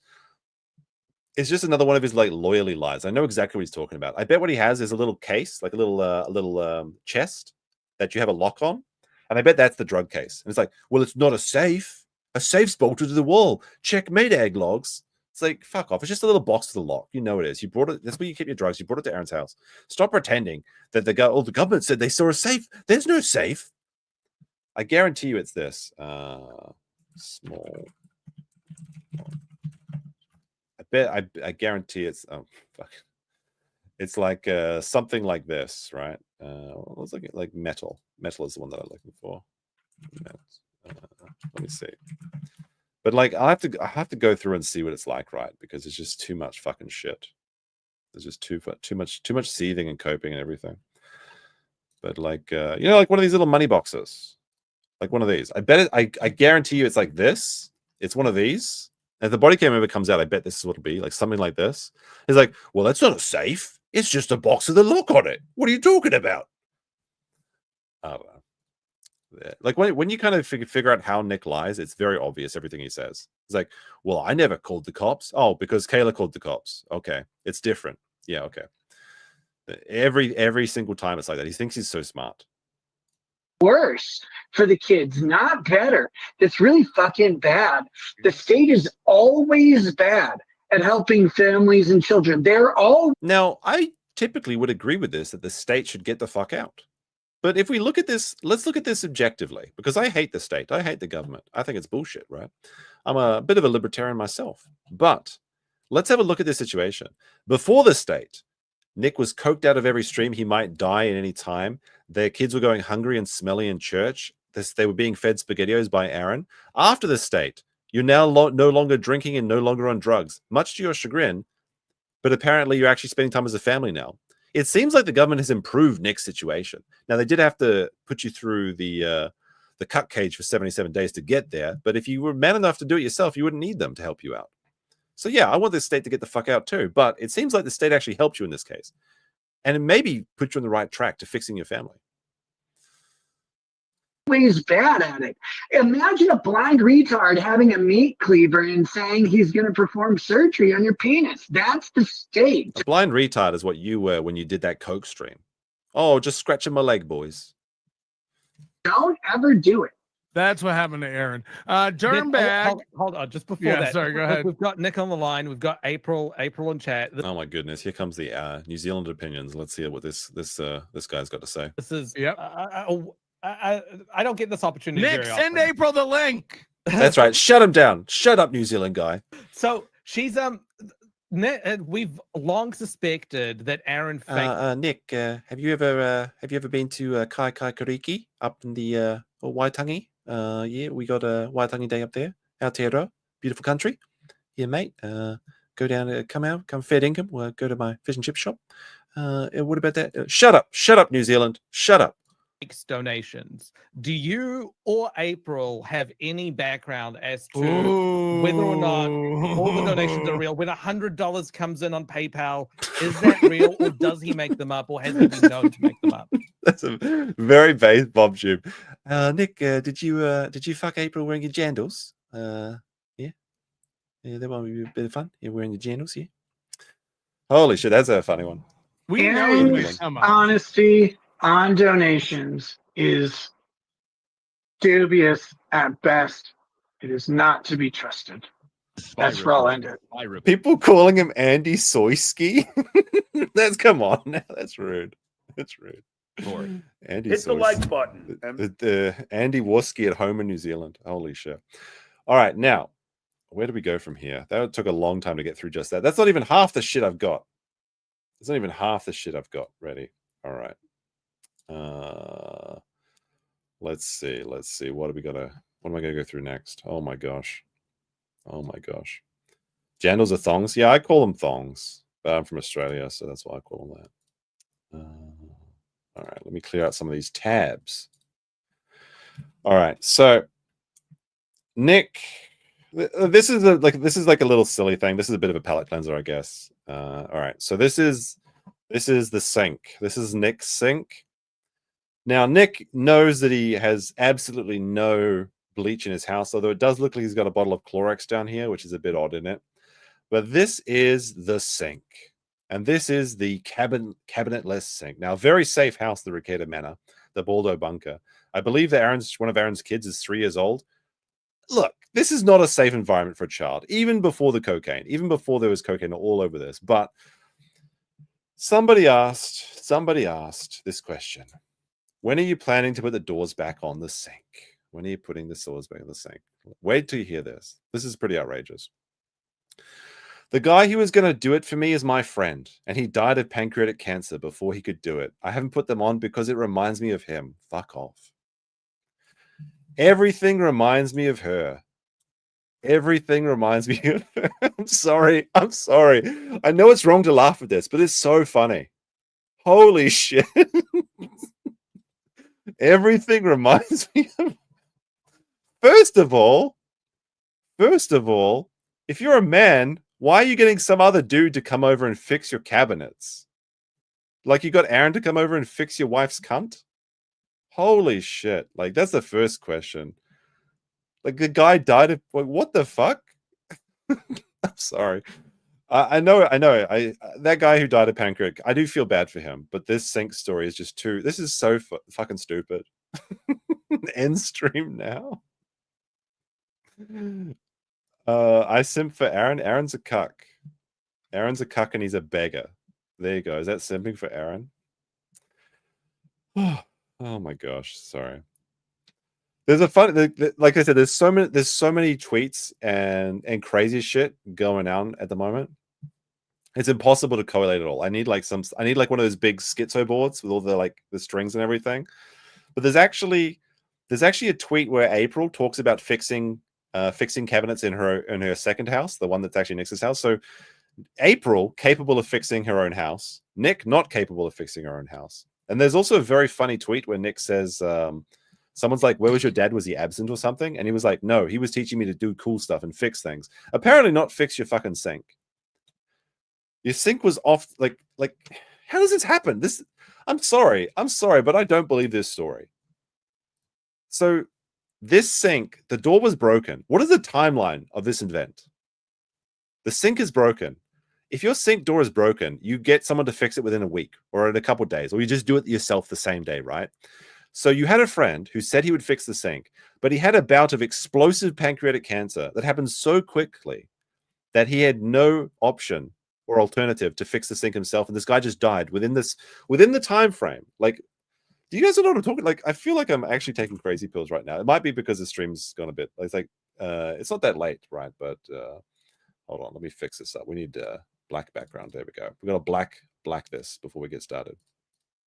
Before we go into the schizo board, the schizo posting board. All right, that look good? No. What the fuck? I need to make color. Shit. There we no. There. Okay, there we go. All right. So let's see. The timeline is like this. This is like the timeline. Okay. All right. So the guy dies here. Okay. He dies here. It's very sad. Okay. It's very sad. The cabinet breaks here. Cabinet broke. That's also sad. It's also sad, and it's also dangerous if you have children and Clorox bleach. So how fast did this happen? Right? Let's say it's like day 1. This is day 0 here. Did this guy die in like 5 days or something? Because like you've got all these days, right? The guy agrees to fix the sink on day 1, and then he dies before he can fix the sink. And then during this time, which I assume is probably like, let's face it, this is like 6 months. I assume this is 6 month time period. If this, I don't believe this story, but if this was a story, right?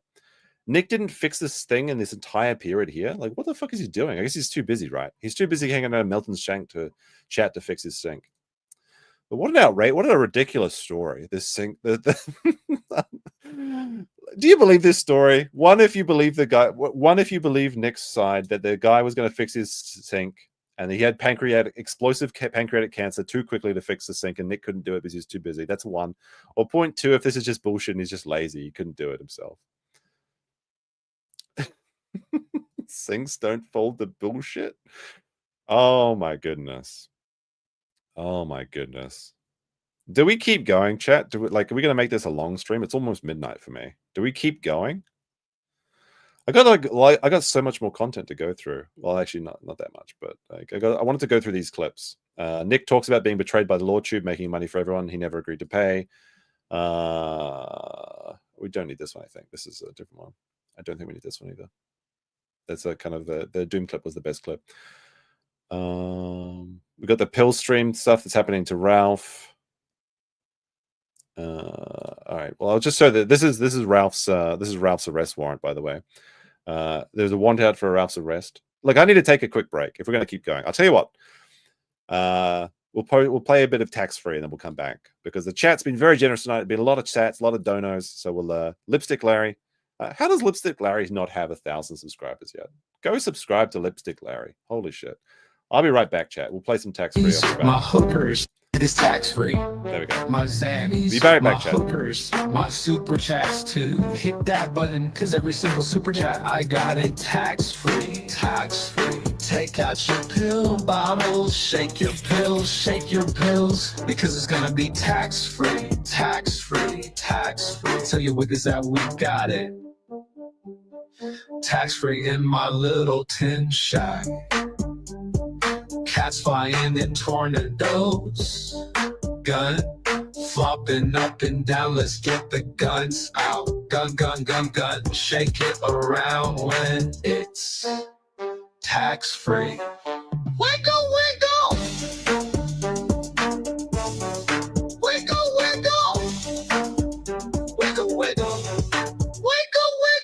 It's a tip, so it's tax free. But wiggle. You best not fold the bullshit because these super chats, they all tax free. Wiggle.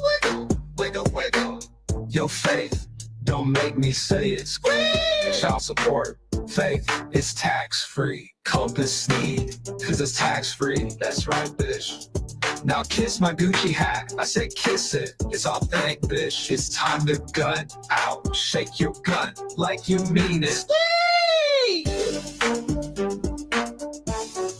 Wiggle. Welcome to the Kill Street.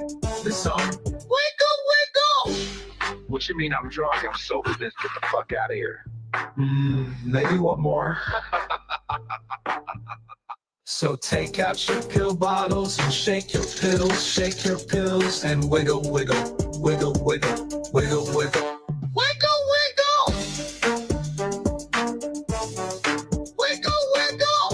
All right, I'm back. Oh shit, one of my lights went out. Now I'm just all blue. It's a 10, so it's tax free. So it's back on. But wiggle. There we go. Is it better like being like this, or is it better to be the other one? Hold on. I don't know. It doesn't matter. Nobody cares. Go check out Lipstick Larry. Go to Lipstick Larry. Give him some subs. He needs some subs. He needs to get over 1,000. Has he got any new videos? He said he was working on something before, but He's got some good shit over there. All right, we'll continue for a bit. I'll have to see. What happened. All right. So sorry. I got to get through these tax-free super chats. Was everyone is actually tax-free.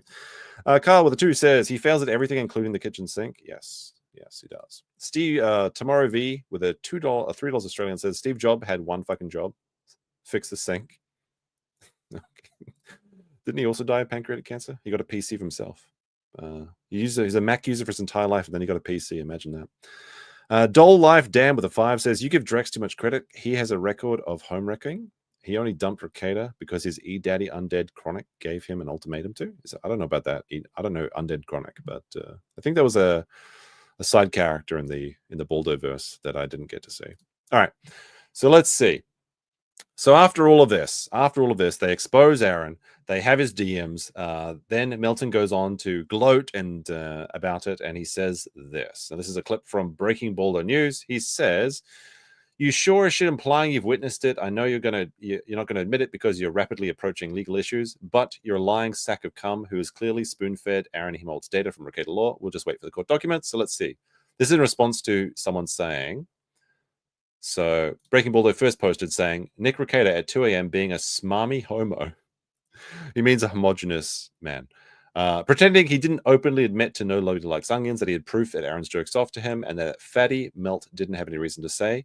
I have seen his donation records, and I've seen his radio applications. Yes, so Melton said that he saw an email because Aaron's meant to be back on the air as a radio man. Now, nobody likes onion to respond to this saying, I never said I saw his donation records. That's insane. Kino Casino said that. Keep your show straight. Right, let's see what Milton said. Oh no!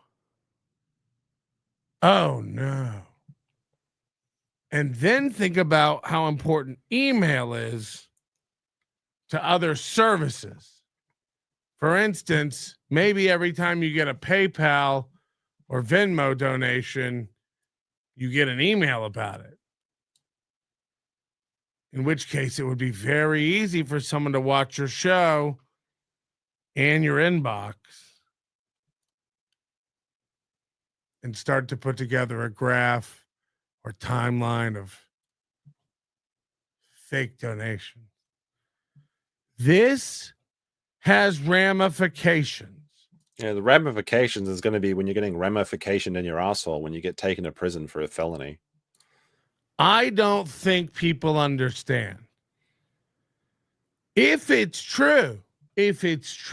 So you've got your plausible deniability. Haha, very clever. We know, always so sneaky. The implication is here that they do have this information and that they're going to share it, or they're just trolling Aaron. But like, who honestly gives a shit? If Aaron's faking donations, that's just lame and cringe, and it only really hurts himself. Like, it's pretty funny when people fake donate. I don't see why you do that. Like, what is the point of faking donations? If you fake a donation, first of all, you don't get the money. Second of all, if you've got like a goal, like, can we hit the goal? If your goal is like, what, $100 or something, and you hit the goal with a fake donation, people aren't going to donate. They're like, well, the goal's been hit. My job has been satisfied. Why would I donate now? I guess it's like a herd mentality thing or something, but I think I've seen Ralph faking donos, or at least it seems like he is, right? And I wouldn't be surprised, honestly. It would not shock me to learn that Aaron is faking donos, which is just cringe and lame. So if he is doing that, that's unfortunate. But like, what is this big expose? Like, holy shit. We broke into his email and committed a felony, which is an interstate felony because it's on the internet. Wow, big W. You just proved that Aaron's a cuck. We know he's a cuck. He admitted to being a cuck because he was having his wife fucked by Nick while he was fucking Nick's wife. They're both cucks. It's cucks all the way down. Big X, like, really worth going to jail for, or at least getting like any sort of penalty. Like, what the fuck? Just keep your A-logging, like, just keep being an impartial observer. Don't try and get involved. Don't touch the fucking cow. Kepsek with the 5 says, thanks for going late. Cheers. So much appreciated. Now, after that, I think I'm not sure if he deleted this or not, but Onion Boy is finished. He is wasted crying on stream. Let's take a look at this one. This is so Nick was doing his pudding at 4 a.m. stream, and then Melton was reacting to it, and there's some pretty funny stuff in here. It's a bit quiet though, like the audio's a bit scuffed, I think. See you, Ryan. You never got to the fucking like mean shit about me. Oh, so he's sad. He said like Nick realized that he got like made a fool of on Melton's show, and now Melton's sad because his hero is doesn't like him anymore. But everybody online's a weirdo, right? Like everything's the maximum and everything's. See, this is why I think he's pissed off now.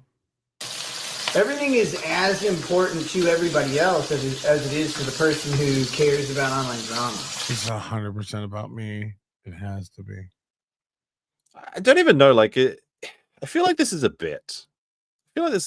Melton can't be this pathetic. Surely he is acting like this. This can't be his natural environment. And the way he's looking at me is like disappointed.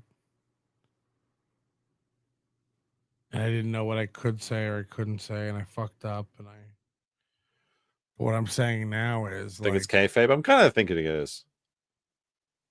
Nick already has charges, so like they'll be more likely to like just pile it onto him, right? They're not going to come after me in another state. Why? Why do you think that?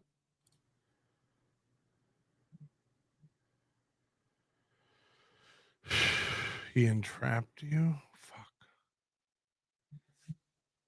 No, I'm being serious. Like, is there really a law? Yes, there is, by the way. It's federal law, yes. I'm just like, the more I drink and the more my fucking wife yelled at me about it, about how much money it's going to be now. Because I asked her before if I could sue Aaron, and she told me no. Is this like, I don't know, could this be true? Honey, hey, honey, can we sue Aaron Imholtes? No. But I want to. Like, this has to be fake. This has to be fucking fake. Honey, I just want to waste $20,000, $30,000, $40,000 suing someone in Minnesota. What the fuck? Shut down by his own wife. No, you retard. Just go back to making fun of people on the internet or something, whatever. Because we don't have the money. Because we just spend it all on the wedding. Which is stupid because we do have money. Like, obviously I'm not rich, but we have money. And she wouldn't let me sue Aaron. It was going to cost like 13 grand. It's going to cost more than 13 grand to sue somebody in Minnesota. There's no way you're getting out of this for less than $20,000, $30,000. And now he's going to sue me. A Rico statue. Mm. No, but I'm not intimidating anybody. It's not.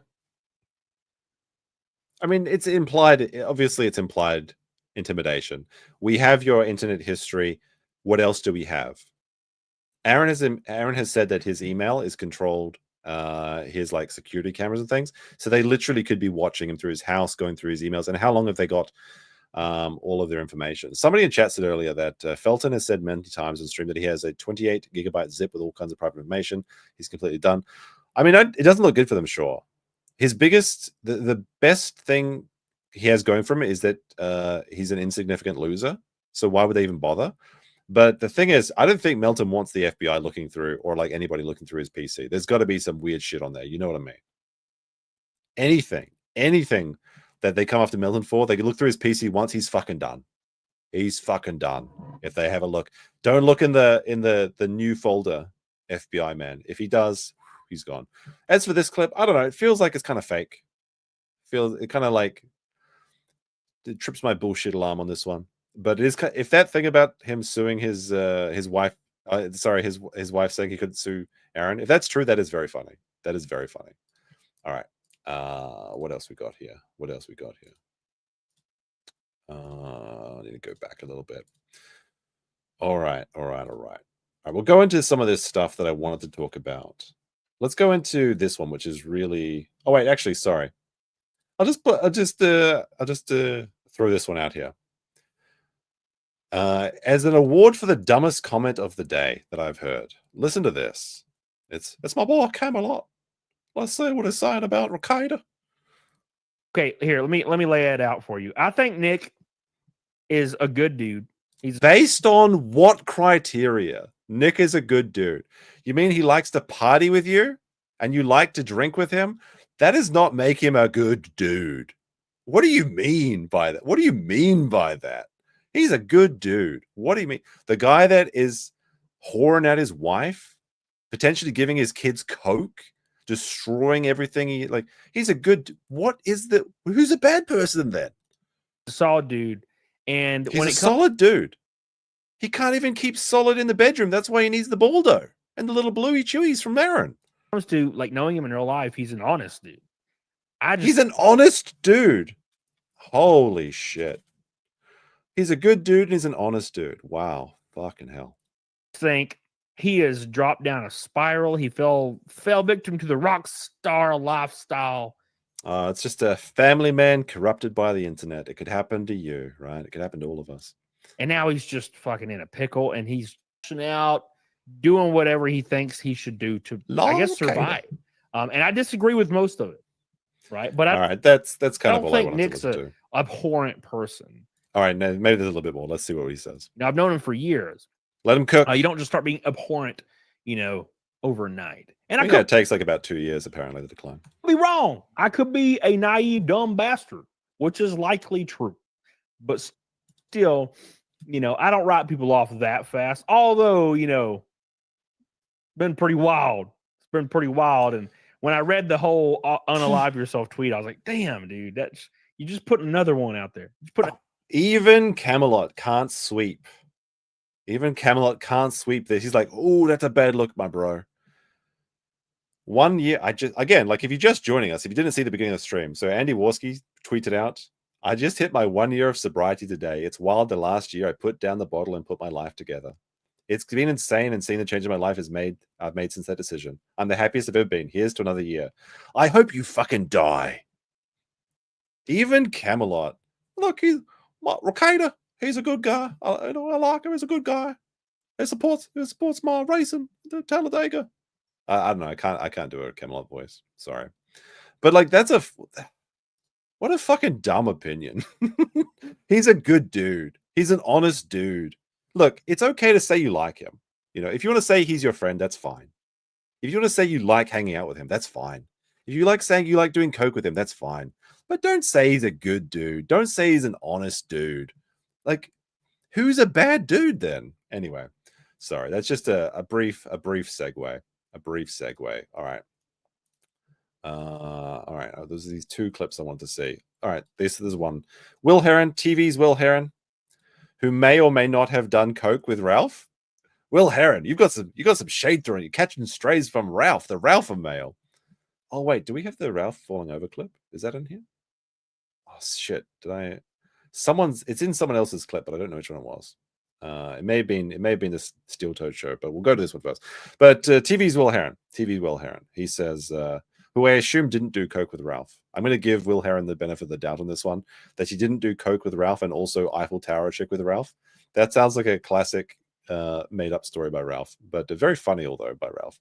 So it's called Nick Says LawTubers Are Close to Violating Ethics, Taking Accountability, Rekieta Karaoke Stream. Let's get into this. 10 minutes. I'm going to put it on 1.25 because we've been here a while. But I did say I was going a bit extra, so. I'm sorry about it too. One thing I want you guys to know is all of my personal issues this year have been my personal issues, and they have had zero impact on any of these losers. None of them. It's had an effect on your children and your family.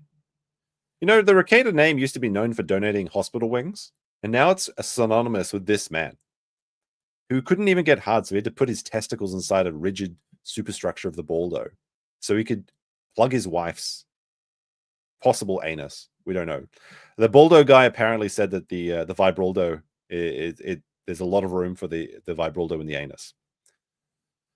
So I guess that's the legacy of the family now, from oil barons to millionaire philanthropists to baldo salespeople. That's what when people hear of Rekieta, they hear the baldo. Except for they make less money. Somehow they make less money and it's my fault. I don't know. No, I don't think that's the case. I think everyone's making a lot of money recently. Thank you for the free content.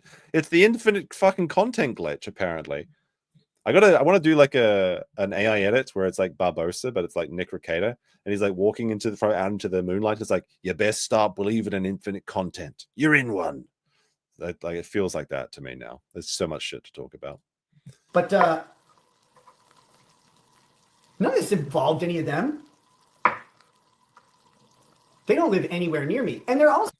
How close does Nick live to Johnny Depp? Doesn't Johnny Depp's Amber Heard shitting on the bed didn't involve you, Nick. You weren't there. It wasn't your bed she shat on. You're pretty happy to talk about her.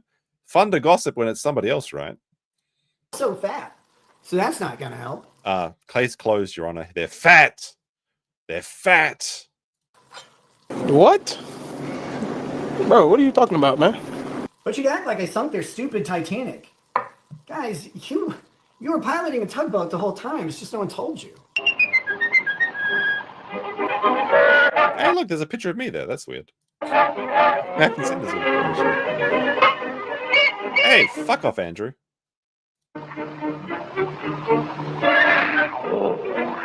Steamboat Like, Willie, that's a good little I name. like those people. I thought they liked me. Turns out they liked my money. Which No, they did like you.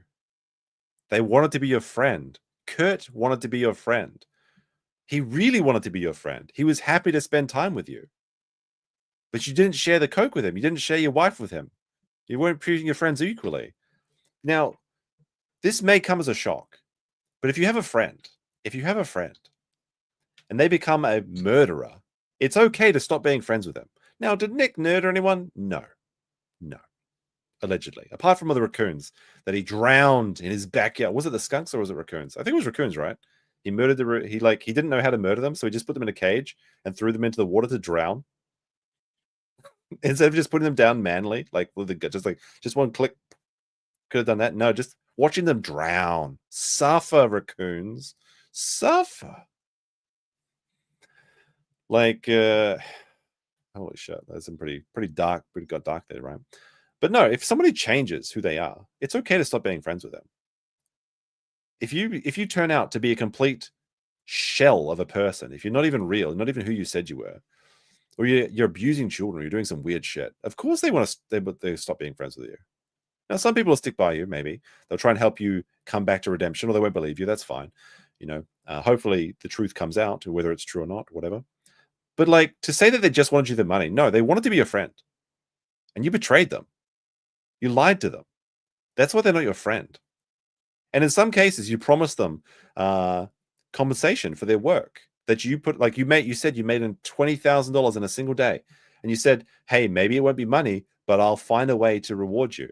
And you didn't. Would you go to their channel and you gave them a $20 super chat? Here you go. Here you go, slag. Enjoy your little, clean yourself up. You look dirty. Here you go. Enjoy. Thanks for the 20K. wasn't even mine yet. It was y'all's money that people would donate. They liked that a lot. And they pretended to like me, I guess, because they acted like they haven't been saying from the start that I have these great legal takes or whatever, super awesome, and they really love me. Now, I'm sure that some people were just in it for the money. Absolutely. There's always some people. But no, I truly believe that a lot of people in Nick's sphere, in the lordship sphere, whatever you want to call it, did think you were their friend. Like, people were heartbroken when you were arrested. Like, Kurt was sweeping for you for the longest time. He was like looking through he's like, how can we attack the warrant? Let's see how we can help Nick, these sort of things. Like, he was looking for ways that it was bullshit, that it was the government. He didn't want to believe. Then he was like, you look at the Kurt clip where he's like, there's nothing I can do.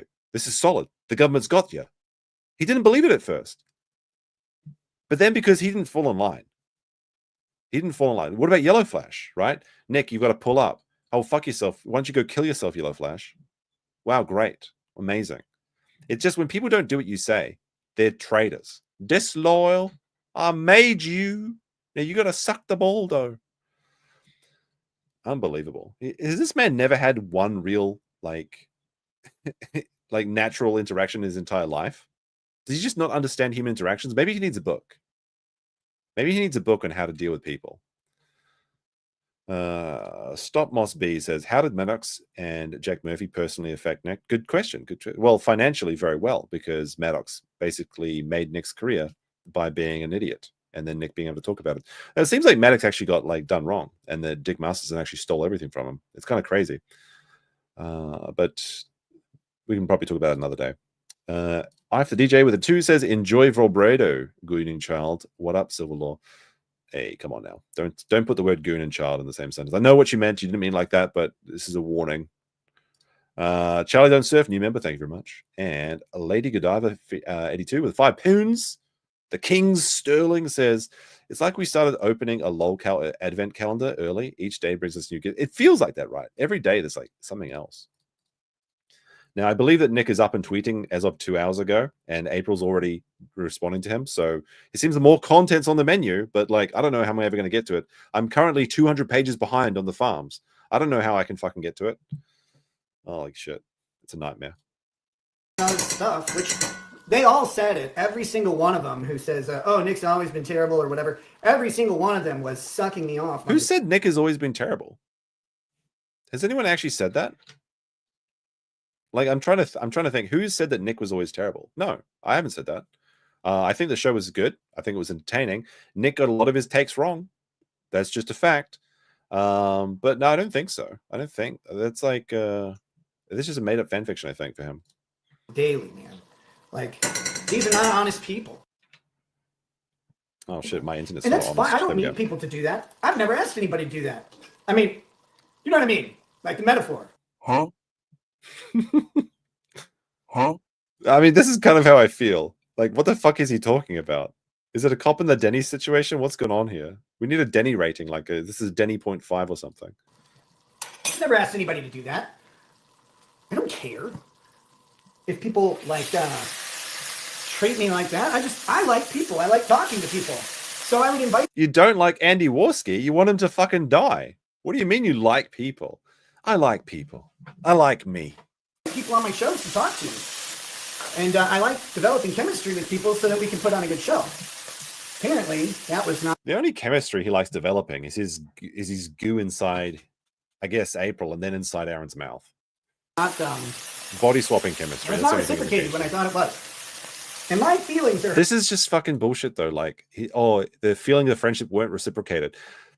His friends literally tried to set up interventions. They told him he was to pull up. They were going to fly, like several people, I think, Drex and Camelot, were going to fly to Minnesota to help him out. But now they're just traitors, disloyal. Everyone in LawTube. Apparently there was like a secret group that was telling him, look, you got to fucking pull up. And then Yellowface told him to pull up. And he's like, why don't you fucking die? They're all disloyal, right? Nobody gives a shit about you, eh, Nick? Wow. Yeah, exactly. People tried, but he was too proud. Because he thinks like, he's like, oh, I made them. Why should I accept help from them? They should be accepting help from me. I'm the kingpin. They can't tell me what to do. You think you can make me? I made you, boy. Unbelievable. The audacity of it all. Mom's Ravioli with a €2 says, have trust fund kids ever turned out fine? I'm sure they have, but you never hear about the ones that do, right? Legitimately. So I hope all of them have really bad Christmases and get chlamydia. But they won't, because they'll be alone. What the fuck? Like I said at the beginning of the stream, the best revenge is to live well. Like, look at Andy. Andy's doing fine. He's sober. He's clean. He's got a good career. Everything's going up and up. And that makes him fucking seethe, because it's true. The best revenge is to live well. But that's not what Nick thinks. The best revenge is that I hope they get chlamydia on Christmas and they all fucking die. The amount of cope and see, like, holy fuck, shit. He's so mad. If he's just like, oh, if I had superpowers, I would kill you with my mind, you rats. Arrgh. Once my court case is all concluded, I'm gonna nuke Aaron from orbit with my power. Like, it's the seethe and the struggle of a powerless individual. I think that's why he's so mad, actually, because he has no ability to affect people's opinions anymore. You want to hurt me? Go right ahead if it makes you feel any better. I'm an easy target. Yeah. And I skip through this Family Guy clip. Well, I know you're trying to make it transformative, but I don't trust the copyright. The Family Guy might ding me with or something. Friends like me. Because I'm the real article. But I didn't ask any of them for any of this stuff. I didn't. One, Nate's out here. First of all, half these guys are bordering on violating their ethics, because All right, this is fucking insane. Listen to this. These guys had attorney-client communications with me. Attorney-client communications with Nick. Nick, which of these people were your client? If you give someone $20 in a super chat, that doesn't make it a binding legal contract, my friend. This is just completely. I know I asked some people about this. I was like, there's no way this is fucking true. There's no way this is fucking true. Everyone I've talked to have said that he's fucking losing it. They're like, people that know him said he was insane. People that don't know him said he's insane. This is the wildest thing. Attorney-client privileges. They think that he was their lawyer at horny client communication. I see what you did there. Very, very clever. Very good. This is just, he just has no grasp of reality. It's actually deranged. That they have come really close to disclosing the nature of without my consent. Okay. And these are guys calling me up going, oh, yeah, don't worry. Everything we talk about is confidential. Oh, yeah. We just look, if you say don't tell anyone, bro, that's not a legally binding contract. That's not an attorney-client privileges. Now, yeah, you should probably keep private communications private. I think that's the way it should be.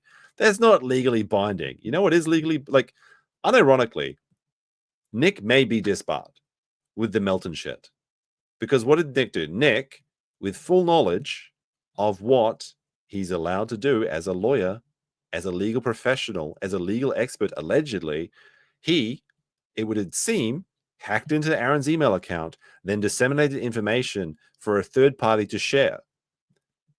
That is, disbarment is on the table if this shit is true, guys. Now, again, it could all be a work. Melton could just be a big fat patsy for Nick. Who knows? That does not look good. But again, he doesn't like practicing law anyway, so I guess it's another win for Nick, right? like if I was your lawyer, blah, blah, blah, blah, blah. Yeah, that seems to go right out the window all of a sudden. But that's not how lawyer ethics works. I don't know. Everybody says I didn't do well. I did fine in my ethics class. And on the test. I passed it the first try. Nick, most ethical man as rated by Nick. Interesting. He did fine as an ethics class. Okay, it makes you a good person. Yeah. I mean, I went to English class and I can barely speak, but it is what it is. Well, your modesty isn't fooling anyone. And according to a study done by Harvard researchers, bragging masked by a complaint or humility actually makes people like you less than straight up self-promoting yourself. Lawyer ethics are easy. Screw over your client. You are the only one who can help you. That's not true, but are you talking to me? You might be talking to someone else. I haven't been paying enough attention. Everybody thinks you're dead. Yes. They're like, she's not online. It's like, she hasn't been online since 2022. Go away.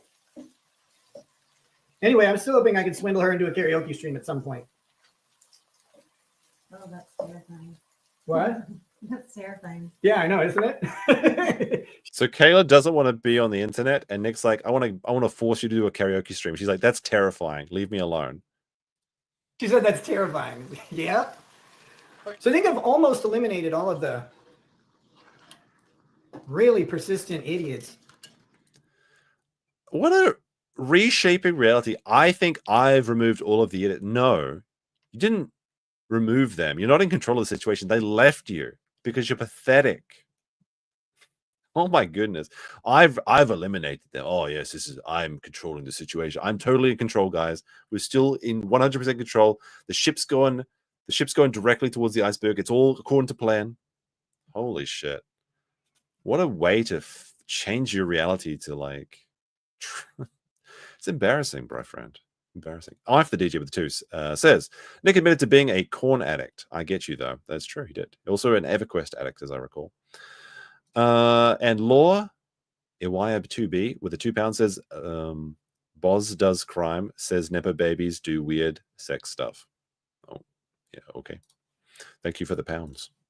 Oh no, the euros. Sorry, euros. Blocking them.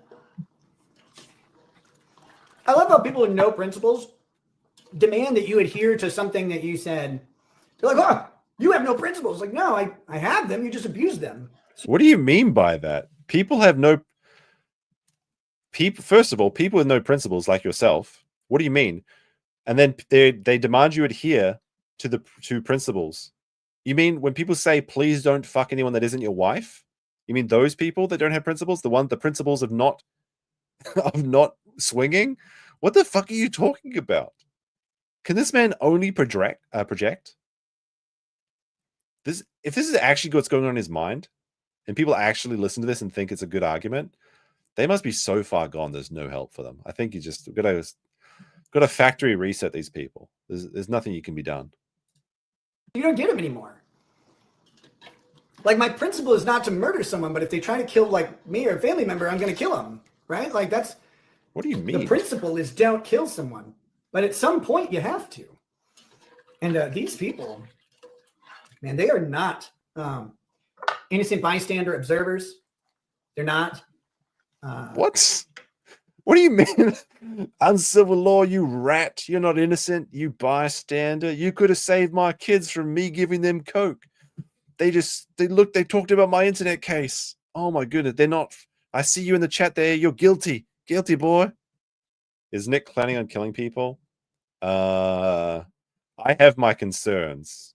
He's been doing some pretty big edgy posting. And look, if you are in contact with Nick, maybe you need to give him a phone call and ask him if he's doing okay over there, buddy. You want to go out for a beer or something? Oh shit, we can't do that. Actually, that wasn't intentional. I actually did that by accident. I mean, you want to go out for a ginger ale sometime, Nick? Like I think someone in his life needs to help him because it's getting dark over there. He's going to go out for cigarettes and never come back one day.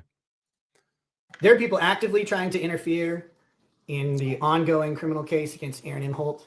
I will say, though, that like you shouldn't be doing that. Like, it is funny to laugh at him, at his audacity and the cuckoldry and the sheer patheticness of it all. But don't interfere with him. Don't contact people. Don't try and yell like the N-word on a court case. Sure, it's funny, but like just watch from afar. That's the way to do it. It's like a zoo, and these are the animals. If you start throwing rocks at the animals, eventually they take the animals away, or they ban you from the zoo. You're going to ruin the lols if you start interfering. So just let it play out, and give them enough rope to hang themselves. That's what you need to do, because Nick is spiraling. And he can't not be a retard. So you don't need to interfere with him. You don't need to poke the cow. He's going to do it himself. Now, he could pull up. He could do that anytime he wants. But he doesn't want to pull up. So there you go. There you go. People who act like innocent observers. Unlike the innocent people giving coke to children. The innocent observers, they're the real monsters in this story.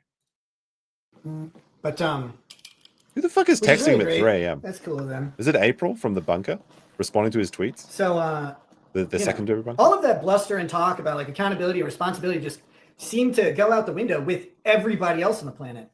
It only applies to me, which is fine. I don't care. We need to bring that thing like, Stu, why are you cooking pudding at 3 a.m. in the morning? Because I've lost control of my life. That's what this. It's literally 3 o'clock in the morning too when he's doing this. That's what makes it so funny. Much, but it's interesting to see. I wish this didn't happen to me. Yeah, because if it's happened to someone else, you'd be talking about it, making the exact same comments. How dare they talk about this? I was supposed to be the one talking about them.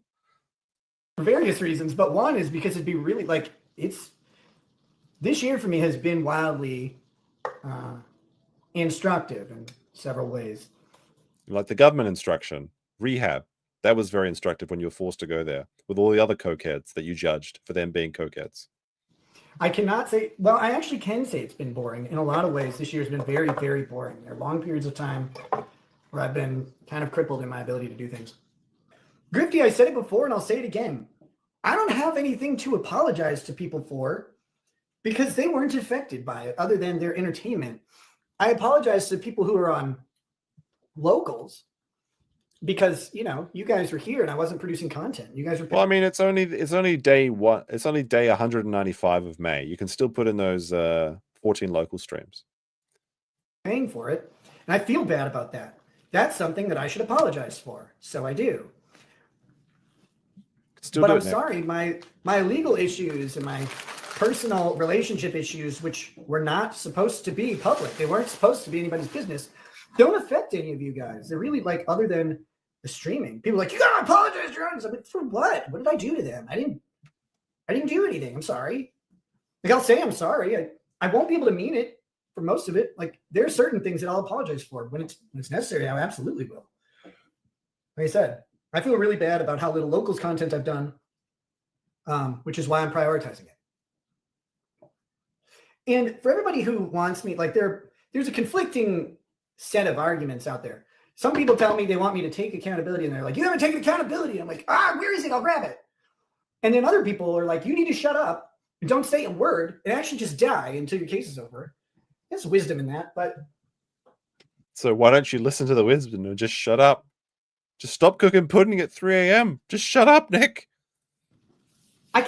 You can't take accountability. Well, I mean, I can take a bit accountability when I do something. You just admit you're wrong and work to be better. Like Andy Warski, he admitted accountability and fixed his fucking life, and you wished him death. You can. What are you talking about? I mean, maybe I cut him off. Maybe he's going to let him cook. Let him cook, chat. Maybe he's going to finish this with a real banger. While you have an active case. It doesn't work. You can't take accountability while you have an active case. Okay. I disagree. Because there's a bunch of stuff people want me to talk about in regards to accountability that I can't talk about. And so let him cut. Taking accountability there doesn't really do anybody any good. You have to wait. Everybody's like, Nick won't take accountability for his actions. I'm like, I'd love to. I'd love to talk about all this. I hate being quiet. I don't believe this though. Like I don't believe he wants to take accountability because he said that he wants to do drugs. He wants to drink. He can't because the government won't let him. So this is just fake. It's all just made up bullshit. I don't see that it does any good. I know it's the effective legal strategy, I guess. You know, none of these lawyers actually know what they're talking about. They'll have pulled this. They're like, oh, they're practicing attorneys. Like, yeah, my attorneys are practicing attorneys. Actually, my attorneys are more actively practicing than any of the stupid dummies on LawTube. What does he mean by that? What do you mean by that? Like, these people are working as attorneys. They're practicing law that's something you've never done. Well, haven't done for a long time. What do you mean? Like, Sean actually is a practicing criminal defense lawyer. And everything he said about the case so far has been accurate. When does he start to be wrong, Nick? Holy shit. The lawyer you like is the one that agrees with your opinion. Imagine my fucking shock. The one that's subscribed to Barnes and yourself on Locals before you hired him. Hiring a fan, what a smart move. Oh my gosh. So where they go with the whole like practicing attorney thing, that assumes that I'm paying an attorney, but I'm doing the casework, which is dumb. It is dumb. That's probably why you're doing it. I was, because I would do it way different. But hey, you hire a professional and you let the professional do the work. That's what I've been doing. And they're all like, Nick's doing this. Like, no, I'm not. Why would I pay? Well, that's not true entirely because you can literally tell the lawyer to do any strategy you want. It's up to you. You can tell them to do the strategy you want or the strategy you think that's best for everyone. So this is just false. Now, I do believe that some of the motions that were submitted, they looked like Nick's work. They looked like his shoddy work. I think the most recent ones have been just from his regular attorneys, though. Attorney to me do the work. That sucks. All right, that's the first one. We've got another one here from TV's Will Heron, only on YouTube and also TV. Says Nick talks about betraying the LawTube community or being betrayed, making money for everyone, never agreed to pay. So this is a bit of a I guess a follow-up to the one where he said that he was going to pay LawTube but never did. Nate never got his money. Who else was it? Alita, Legal Bite, she never got her money. You got to pay up, Nick. Monty never got his money. $300 owed to the Montegraph. Let's have a look. Look, some private details about my life were made public. A bunch of people always complain to me about keeping things private. When I tried to make some things private, some guy just went out and decided to make them public, although he didn't do it fully truthfully, which is great. I haven't been able to talk about a bunch of it. And so I'm just kind of sitting here holding myself. in fury and frustration because, man, I'm a It's person who likes to you're talk. getting a 5K locals gift, Andrew. It's in the mail. Just 2 more weeks. Just check it out. Just wait for it. Right? It's in the way. On the way. So I don't want to not talk about me, my favorite subject. But that's the cards I've been dealt right now. What I can't figure out is how any of this stuff affects almost anybody, because the people that it affects are the people that are around me very, specifically and frequently. Everybody else is watching a show. And I don't begrudge people for watching a show, but calm down. Like, I didn't do anything to you. You weren't invited to that party. You wouldn't have wanted to anyway. Weird thing to say. I got to criticize Will Heron because he's got his mouse on the screen. Very distracting. Look at this. You guys can't see it. I can see it. He's got his mouse right there. You're gonna move the mouse off the screen, Will. What are you doing? But no, he did make promises. He promised streams. He promised content. He promised a 5K supporters local gift. These people were promised things that were not delivered. And moreover, there's the promise that you gave when you told people you were a certain way. You sold your story, your life, your character as the Chad dad, the Christian family man, virgin until he met his high school sweetheart. You led people along, selling them all along. Now, was it true all along? Was it a lie? Did it come up? We don't know. We don't know. Were you a fraud along? We don't know. We don't know. But these people were told a lie. And then it comes out that you're literally doing everything that you spoke against. You said, don't do drugs. You said, don't let your vices control your life. You said, don't engage in these degenerate, swinging lifestyles because it's not a good environment for children. And then you turn around after making fun of Cuck Murphy, after making fun of Ron Toye, all these cuck people. You say, this is the worst environment. You can't raise children in a proper environment like this. And then you say, you know what? They don't even care. Maybe mum could be doing OnlyFans. It doesn't matter. They're just going to have an iPhone. They'll think it's great. So people, yeah, exactly. Nick, you were the chosen one. You were supposed to destroy the cuckolds, not to join them. So true. So true. Even his catchphrase, how embarrassing, from Star Wars, the nerd. It's from Yoda. How embarrassing. How embarrassing. Jedi lost a planet, he did. How embarrassing. Literally, your wife said that on the stream, that you got your catchphrase from Star Wars. The prequels. Oh my goodness. Was anything real? Chat. Was anything real? So it's a mystery to me as to why everyone is so. Sorry. Charlie Don't Surf said, "Can you get the body behind you guys?" And said, "Nick, you mean what's his name? The laid back law guy. Shit, I forgot his name briefly. It's, Eric Hunley, maybe. Eric Hunley was like, he just wants to have his friendly law show. Like Nick sent him a seething chat. And I'm pretty sure it was like a week ago, laid back law. You can check it around the end. A $20 chat comes in and it's like, what's up, Snake Kurt? What's up, Snake Nate? What's up, Snake Sean? And how's it going? And then to other people, sort of things. And then like Eric Hunley doesn't read the chat. He brings it up on screen first. He's like, what's up, Nick? How's it? And then he just removes it. He doesn't even finish reading the chat. He's like, what the fuck is this bullshit? Keep this drama out of my stream, Nick. That's what he's saying. Very, very, very embarrassing. Offended. Not everyone, but you know what I mean. Because this had nothing to do with it. And I still don't know how they're like. Wait. What is this? Yoda saying how embarrassing is non-canonical, just like Nick's morals. Oh my gosh. I'm mad about it. Oh, and if you want to say a dumb thing like I gave my kid cocaine, I didn't. Nobody did. It's not a thing. I don't know if you know. Okay, so why did the test come back positive? You haven't explained that yet. You said that there was a great explanation that you can't talk about. Spoiler alert, the reason that Nick's been saying this is because he compared his own test, which had 3 types of metabolites in it, to his child's one, where only 1 metabolite was found. He's like, where's the missing metabolites? It doesn't make sense. Well, that doesn't answer anything. It's just a strange anomaly. Maybe the metabolites that are found in your head are from the other drugs you're using. But he hasn't explained it. And now I don't want it to be true. I want it to be a mistake. But even if the cocaine test in the kid's hair is all folk and bullshit, then you just destroyed your family's life for pleasure at a bare minimum. That's what happened.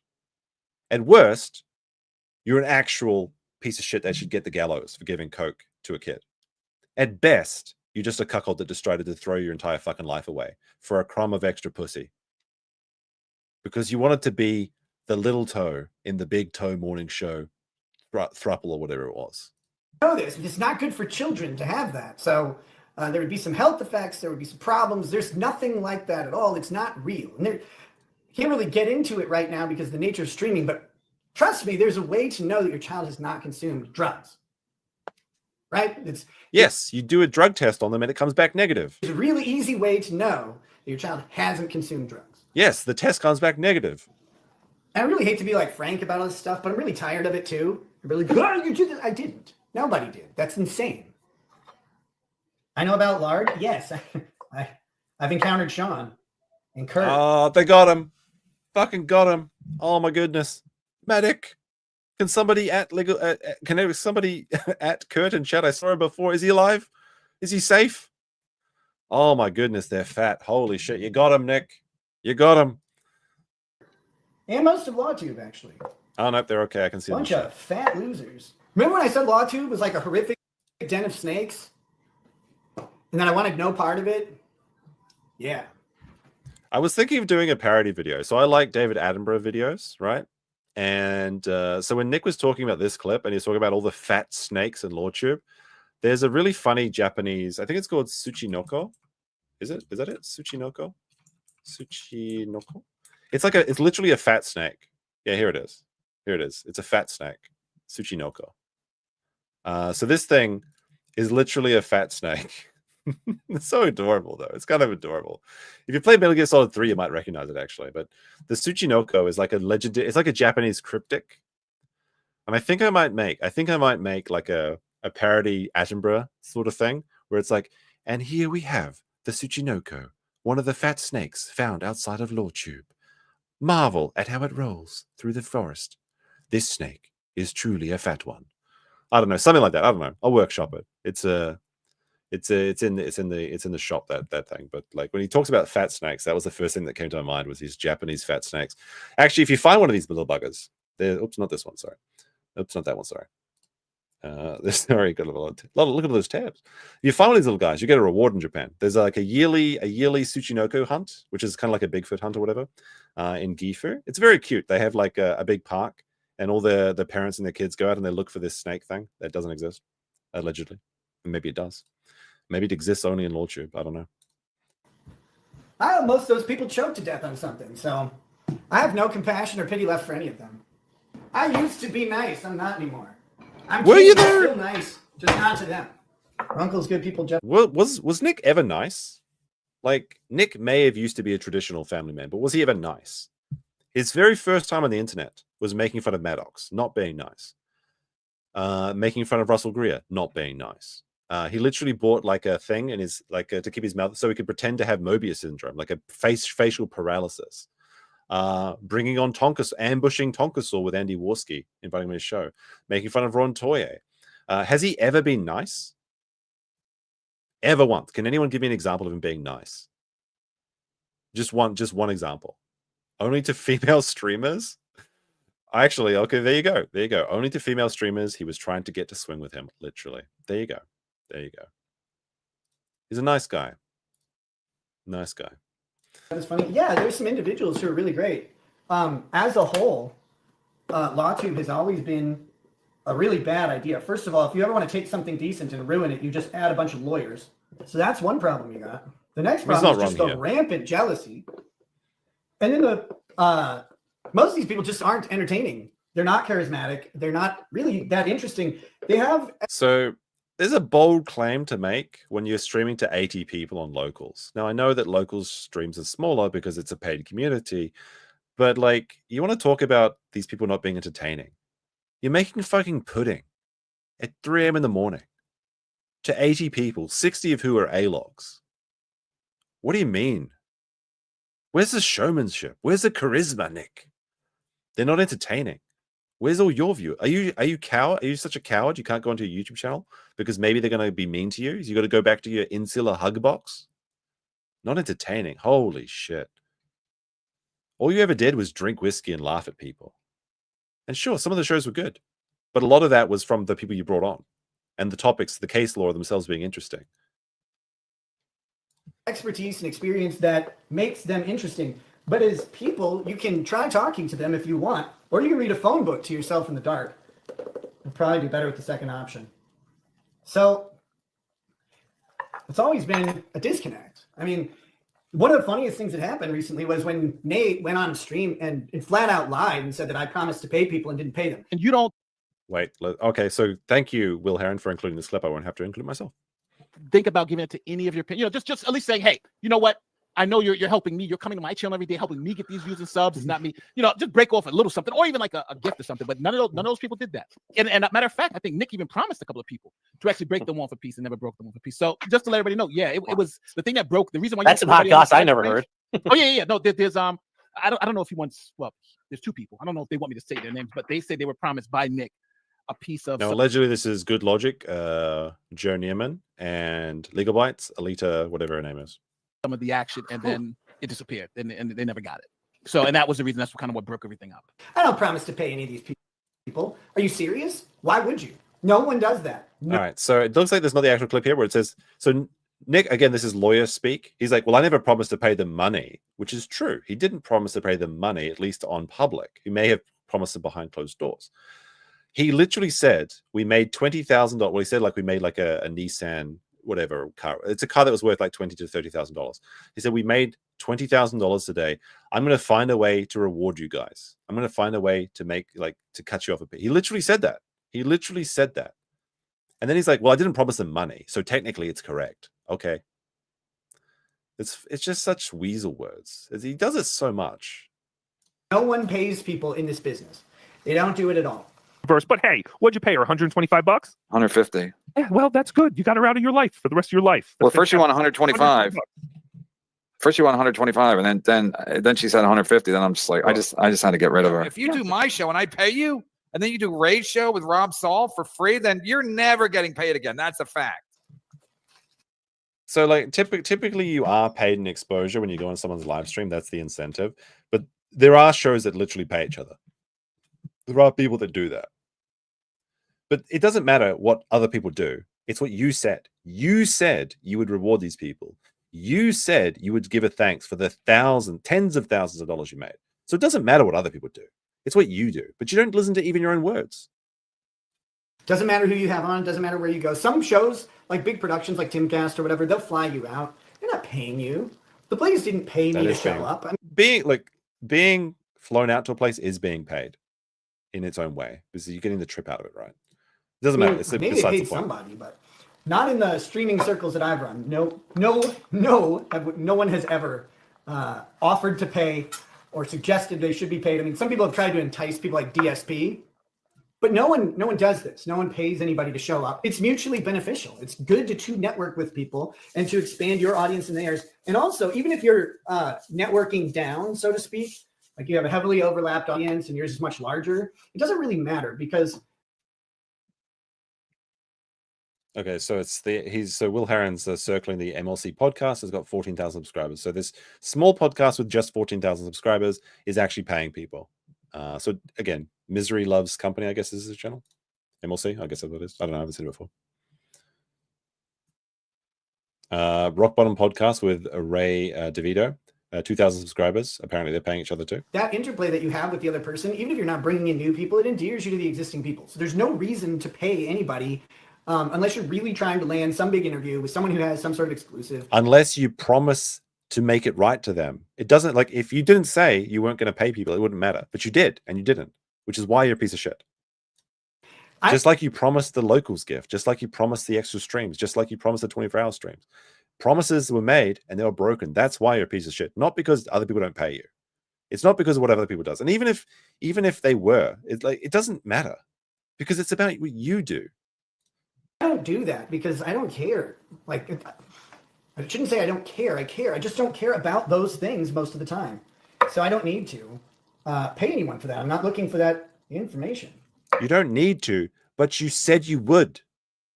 Like you said you wouldn't stick your dick in another woman. Like you said you wouldn't let a man stick a dick in your woman. Like you said you wouldn't do drugs in front of children. But you did. Anyway, back to my story. So it was demonstrated on a live stream where Nate's sitting there talking about this mystery where I'm apparently going to pay people for Rittenhouse, which I did say I would reach out to people and get them sort of thank you gifts or do something. There you go. You said it. Holy shit. I did say that. Yeah, I did say that, but holy fucking shit. Nice for them. And I did to everybody who deserved it. He said that. He said that. And I did to everyone that deserved it. So himself. But these people are complaining that you didn't. So you just flat out lying. Oh, you gave him a $20 super chat when you went on their chat. Oh, wow. Yeah, that really cushions the blow. They were wasting their time on your show where you made $20,000 a day. You kicked them back a $20 super chat. You didn't even let Kurt use the swinging tub. You didn't let Kurt have some cocaine. Unbelievable. We got to get Kurt some coke. Stat. Who got a thank you gift? Good question. Good question. Certainly not anyone. So they all got that.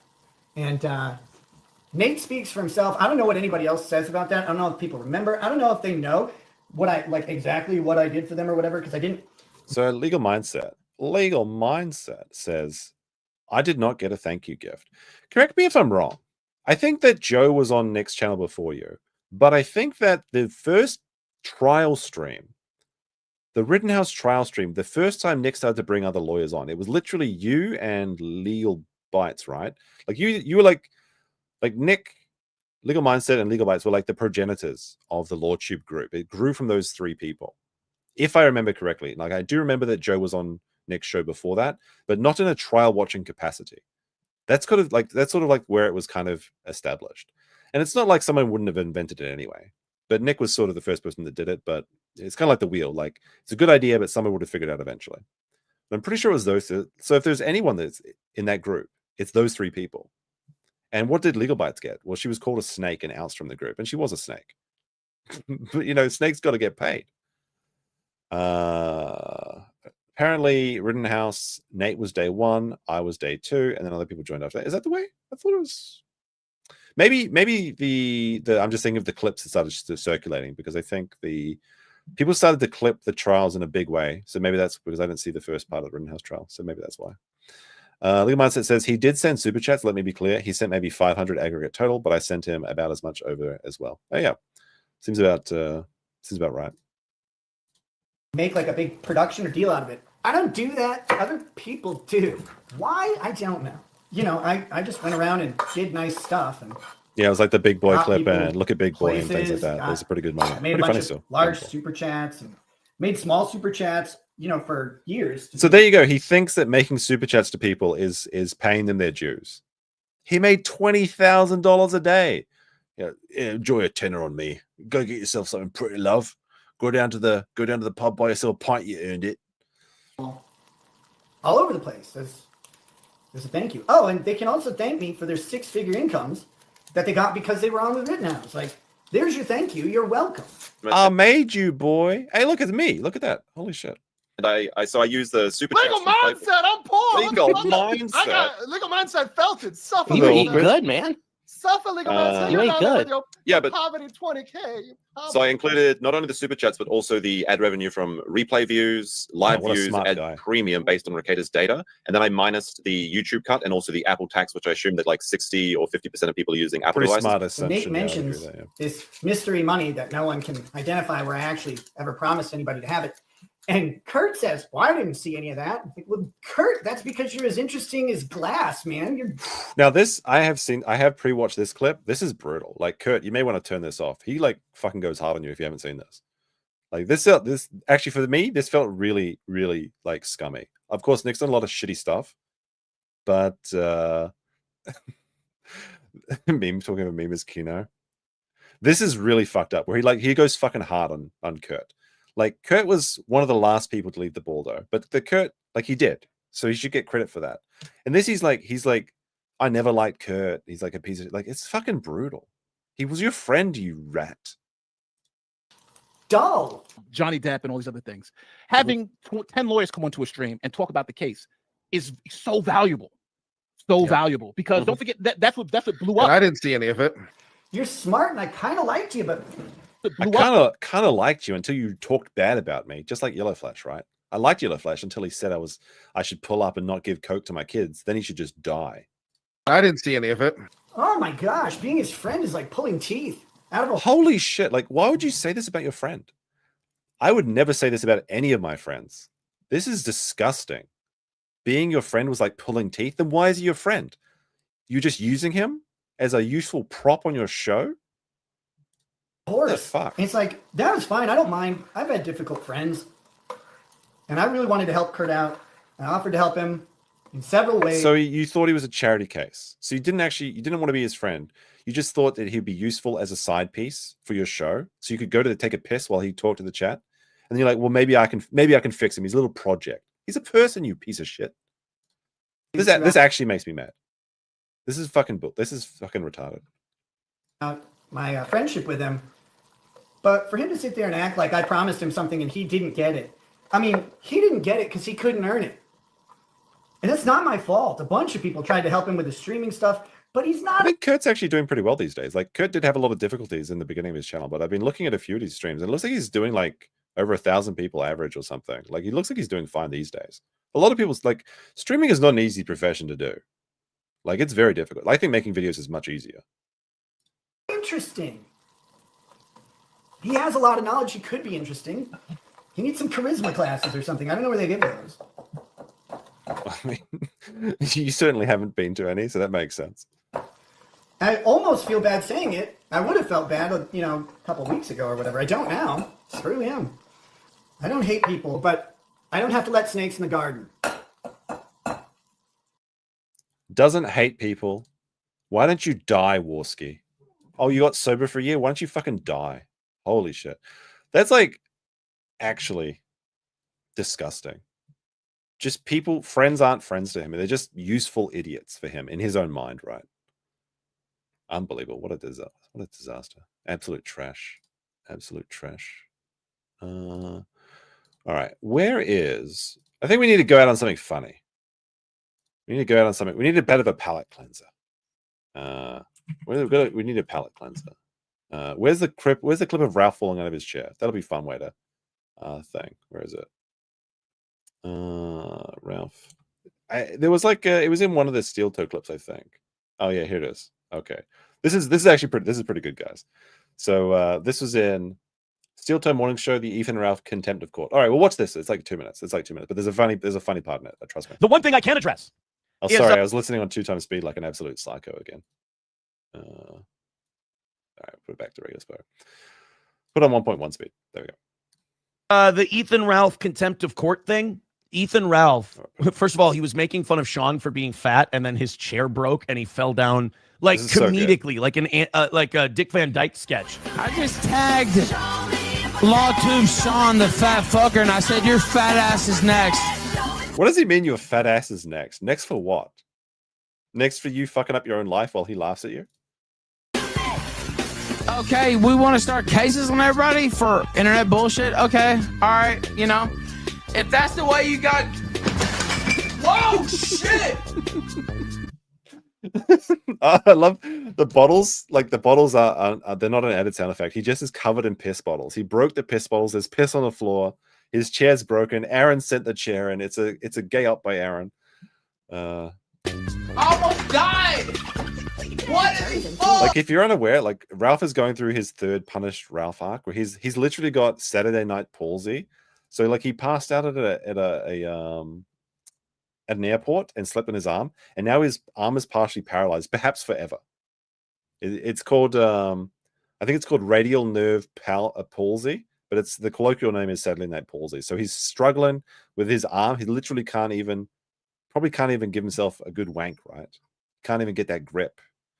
And now he's falling over into piss bottles that May used to clean up for him.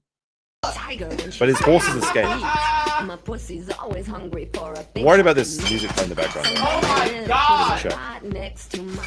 Legs straight up in the air. His fat ass broke his chair, and he fell down while talking about how fat Sean is. I thought that was hilarious. But the contempt of court thing from Stearns County, that was he's like, Church with this. Do you understand? There's two Ralphs in the chat. I don't know which one's the real Ralph. I'm as healthy as a horse. I'm seeing double 4 Ralphs. Holy shit. So Charlie Don't Surf with the 5 says the YouTube channel, the behavioral panel, Scott Rouse, Mark Browden, Chase Hughes, and Greg Hartley. I guess these are behavioral analysis guys. Is that what you're responding to? And Law Airy 2B says Baldo's nice. He gave $1,000 to a hedonism staffer. Well, he tried to. He tried to. The funny thing is that even Drexel thinks that he was getting fucking scammed. And Winning Reality says, I hope you're living well. Live much more. Thanks very much. Much appreciated. That is good. That's a good point, though. So he didn't give Kurt a single dime, but he was going to give a random stripper $1,000 in hedonism for an abortion. Interesting to see where his priorities lie.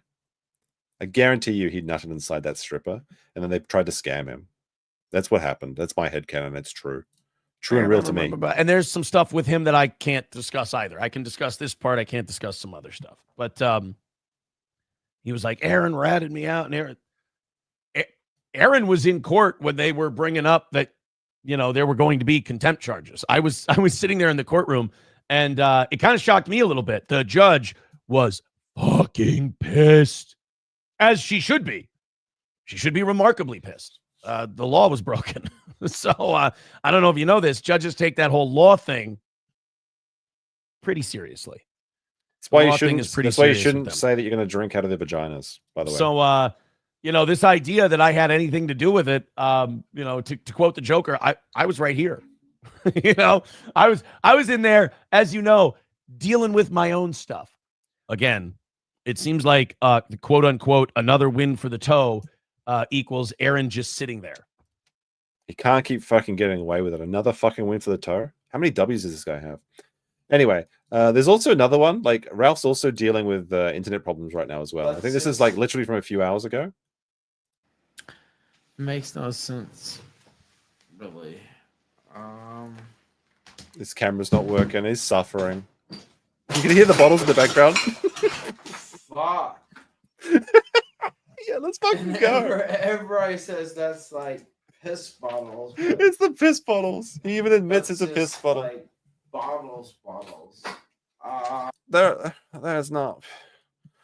Those ain't piss bottles. Those are just regular glass water bottles. What are you talking about, bish? It's not. Yeah, it's really the bottle sound isn't added in post. Like Mr. Medica, like literally made this meme reality. He like put in the fake bottle noises, but then this is real audio. This is real audio right now. Listen to it. This is from last night. Fuck. Hey, look, we've all had drunken streams. We've all had a little bit of fun, right? Everyone gets a turn. Everyone gets a little taste. Mamenka, we need more. Tomorrow V, or is it tomorrow 6?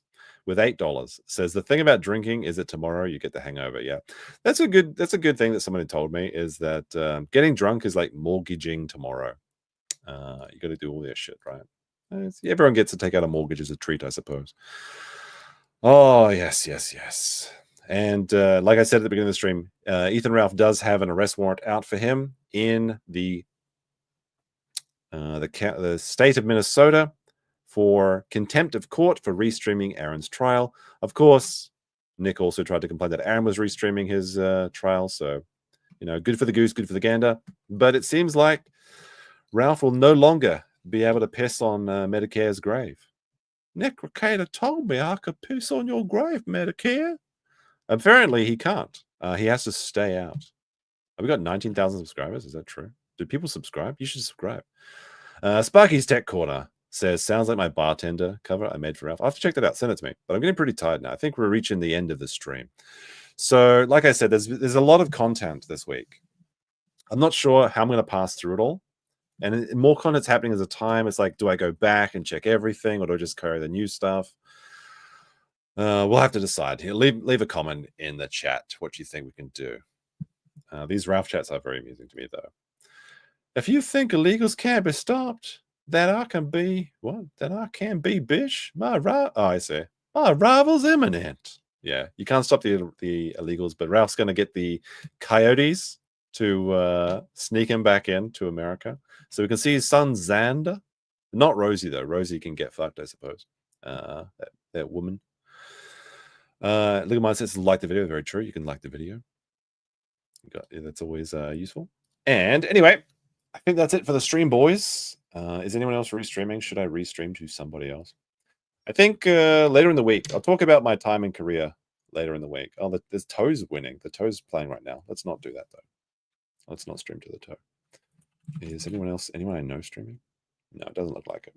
Jim wants on. All right, check my instant messenger pigeon for Jim. We'll get Jim on for the next one. So get in your last chats right now. I'll read them.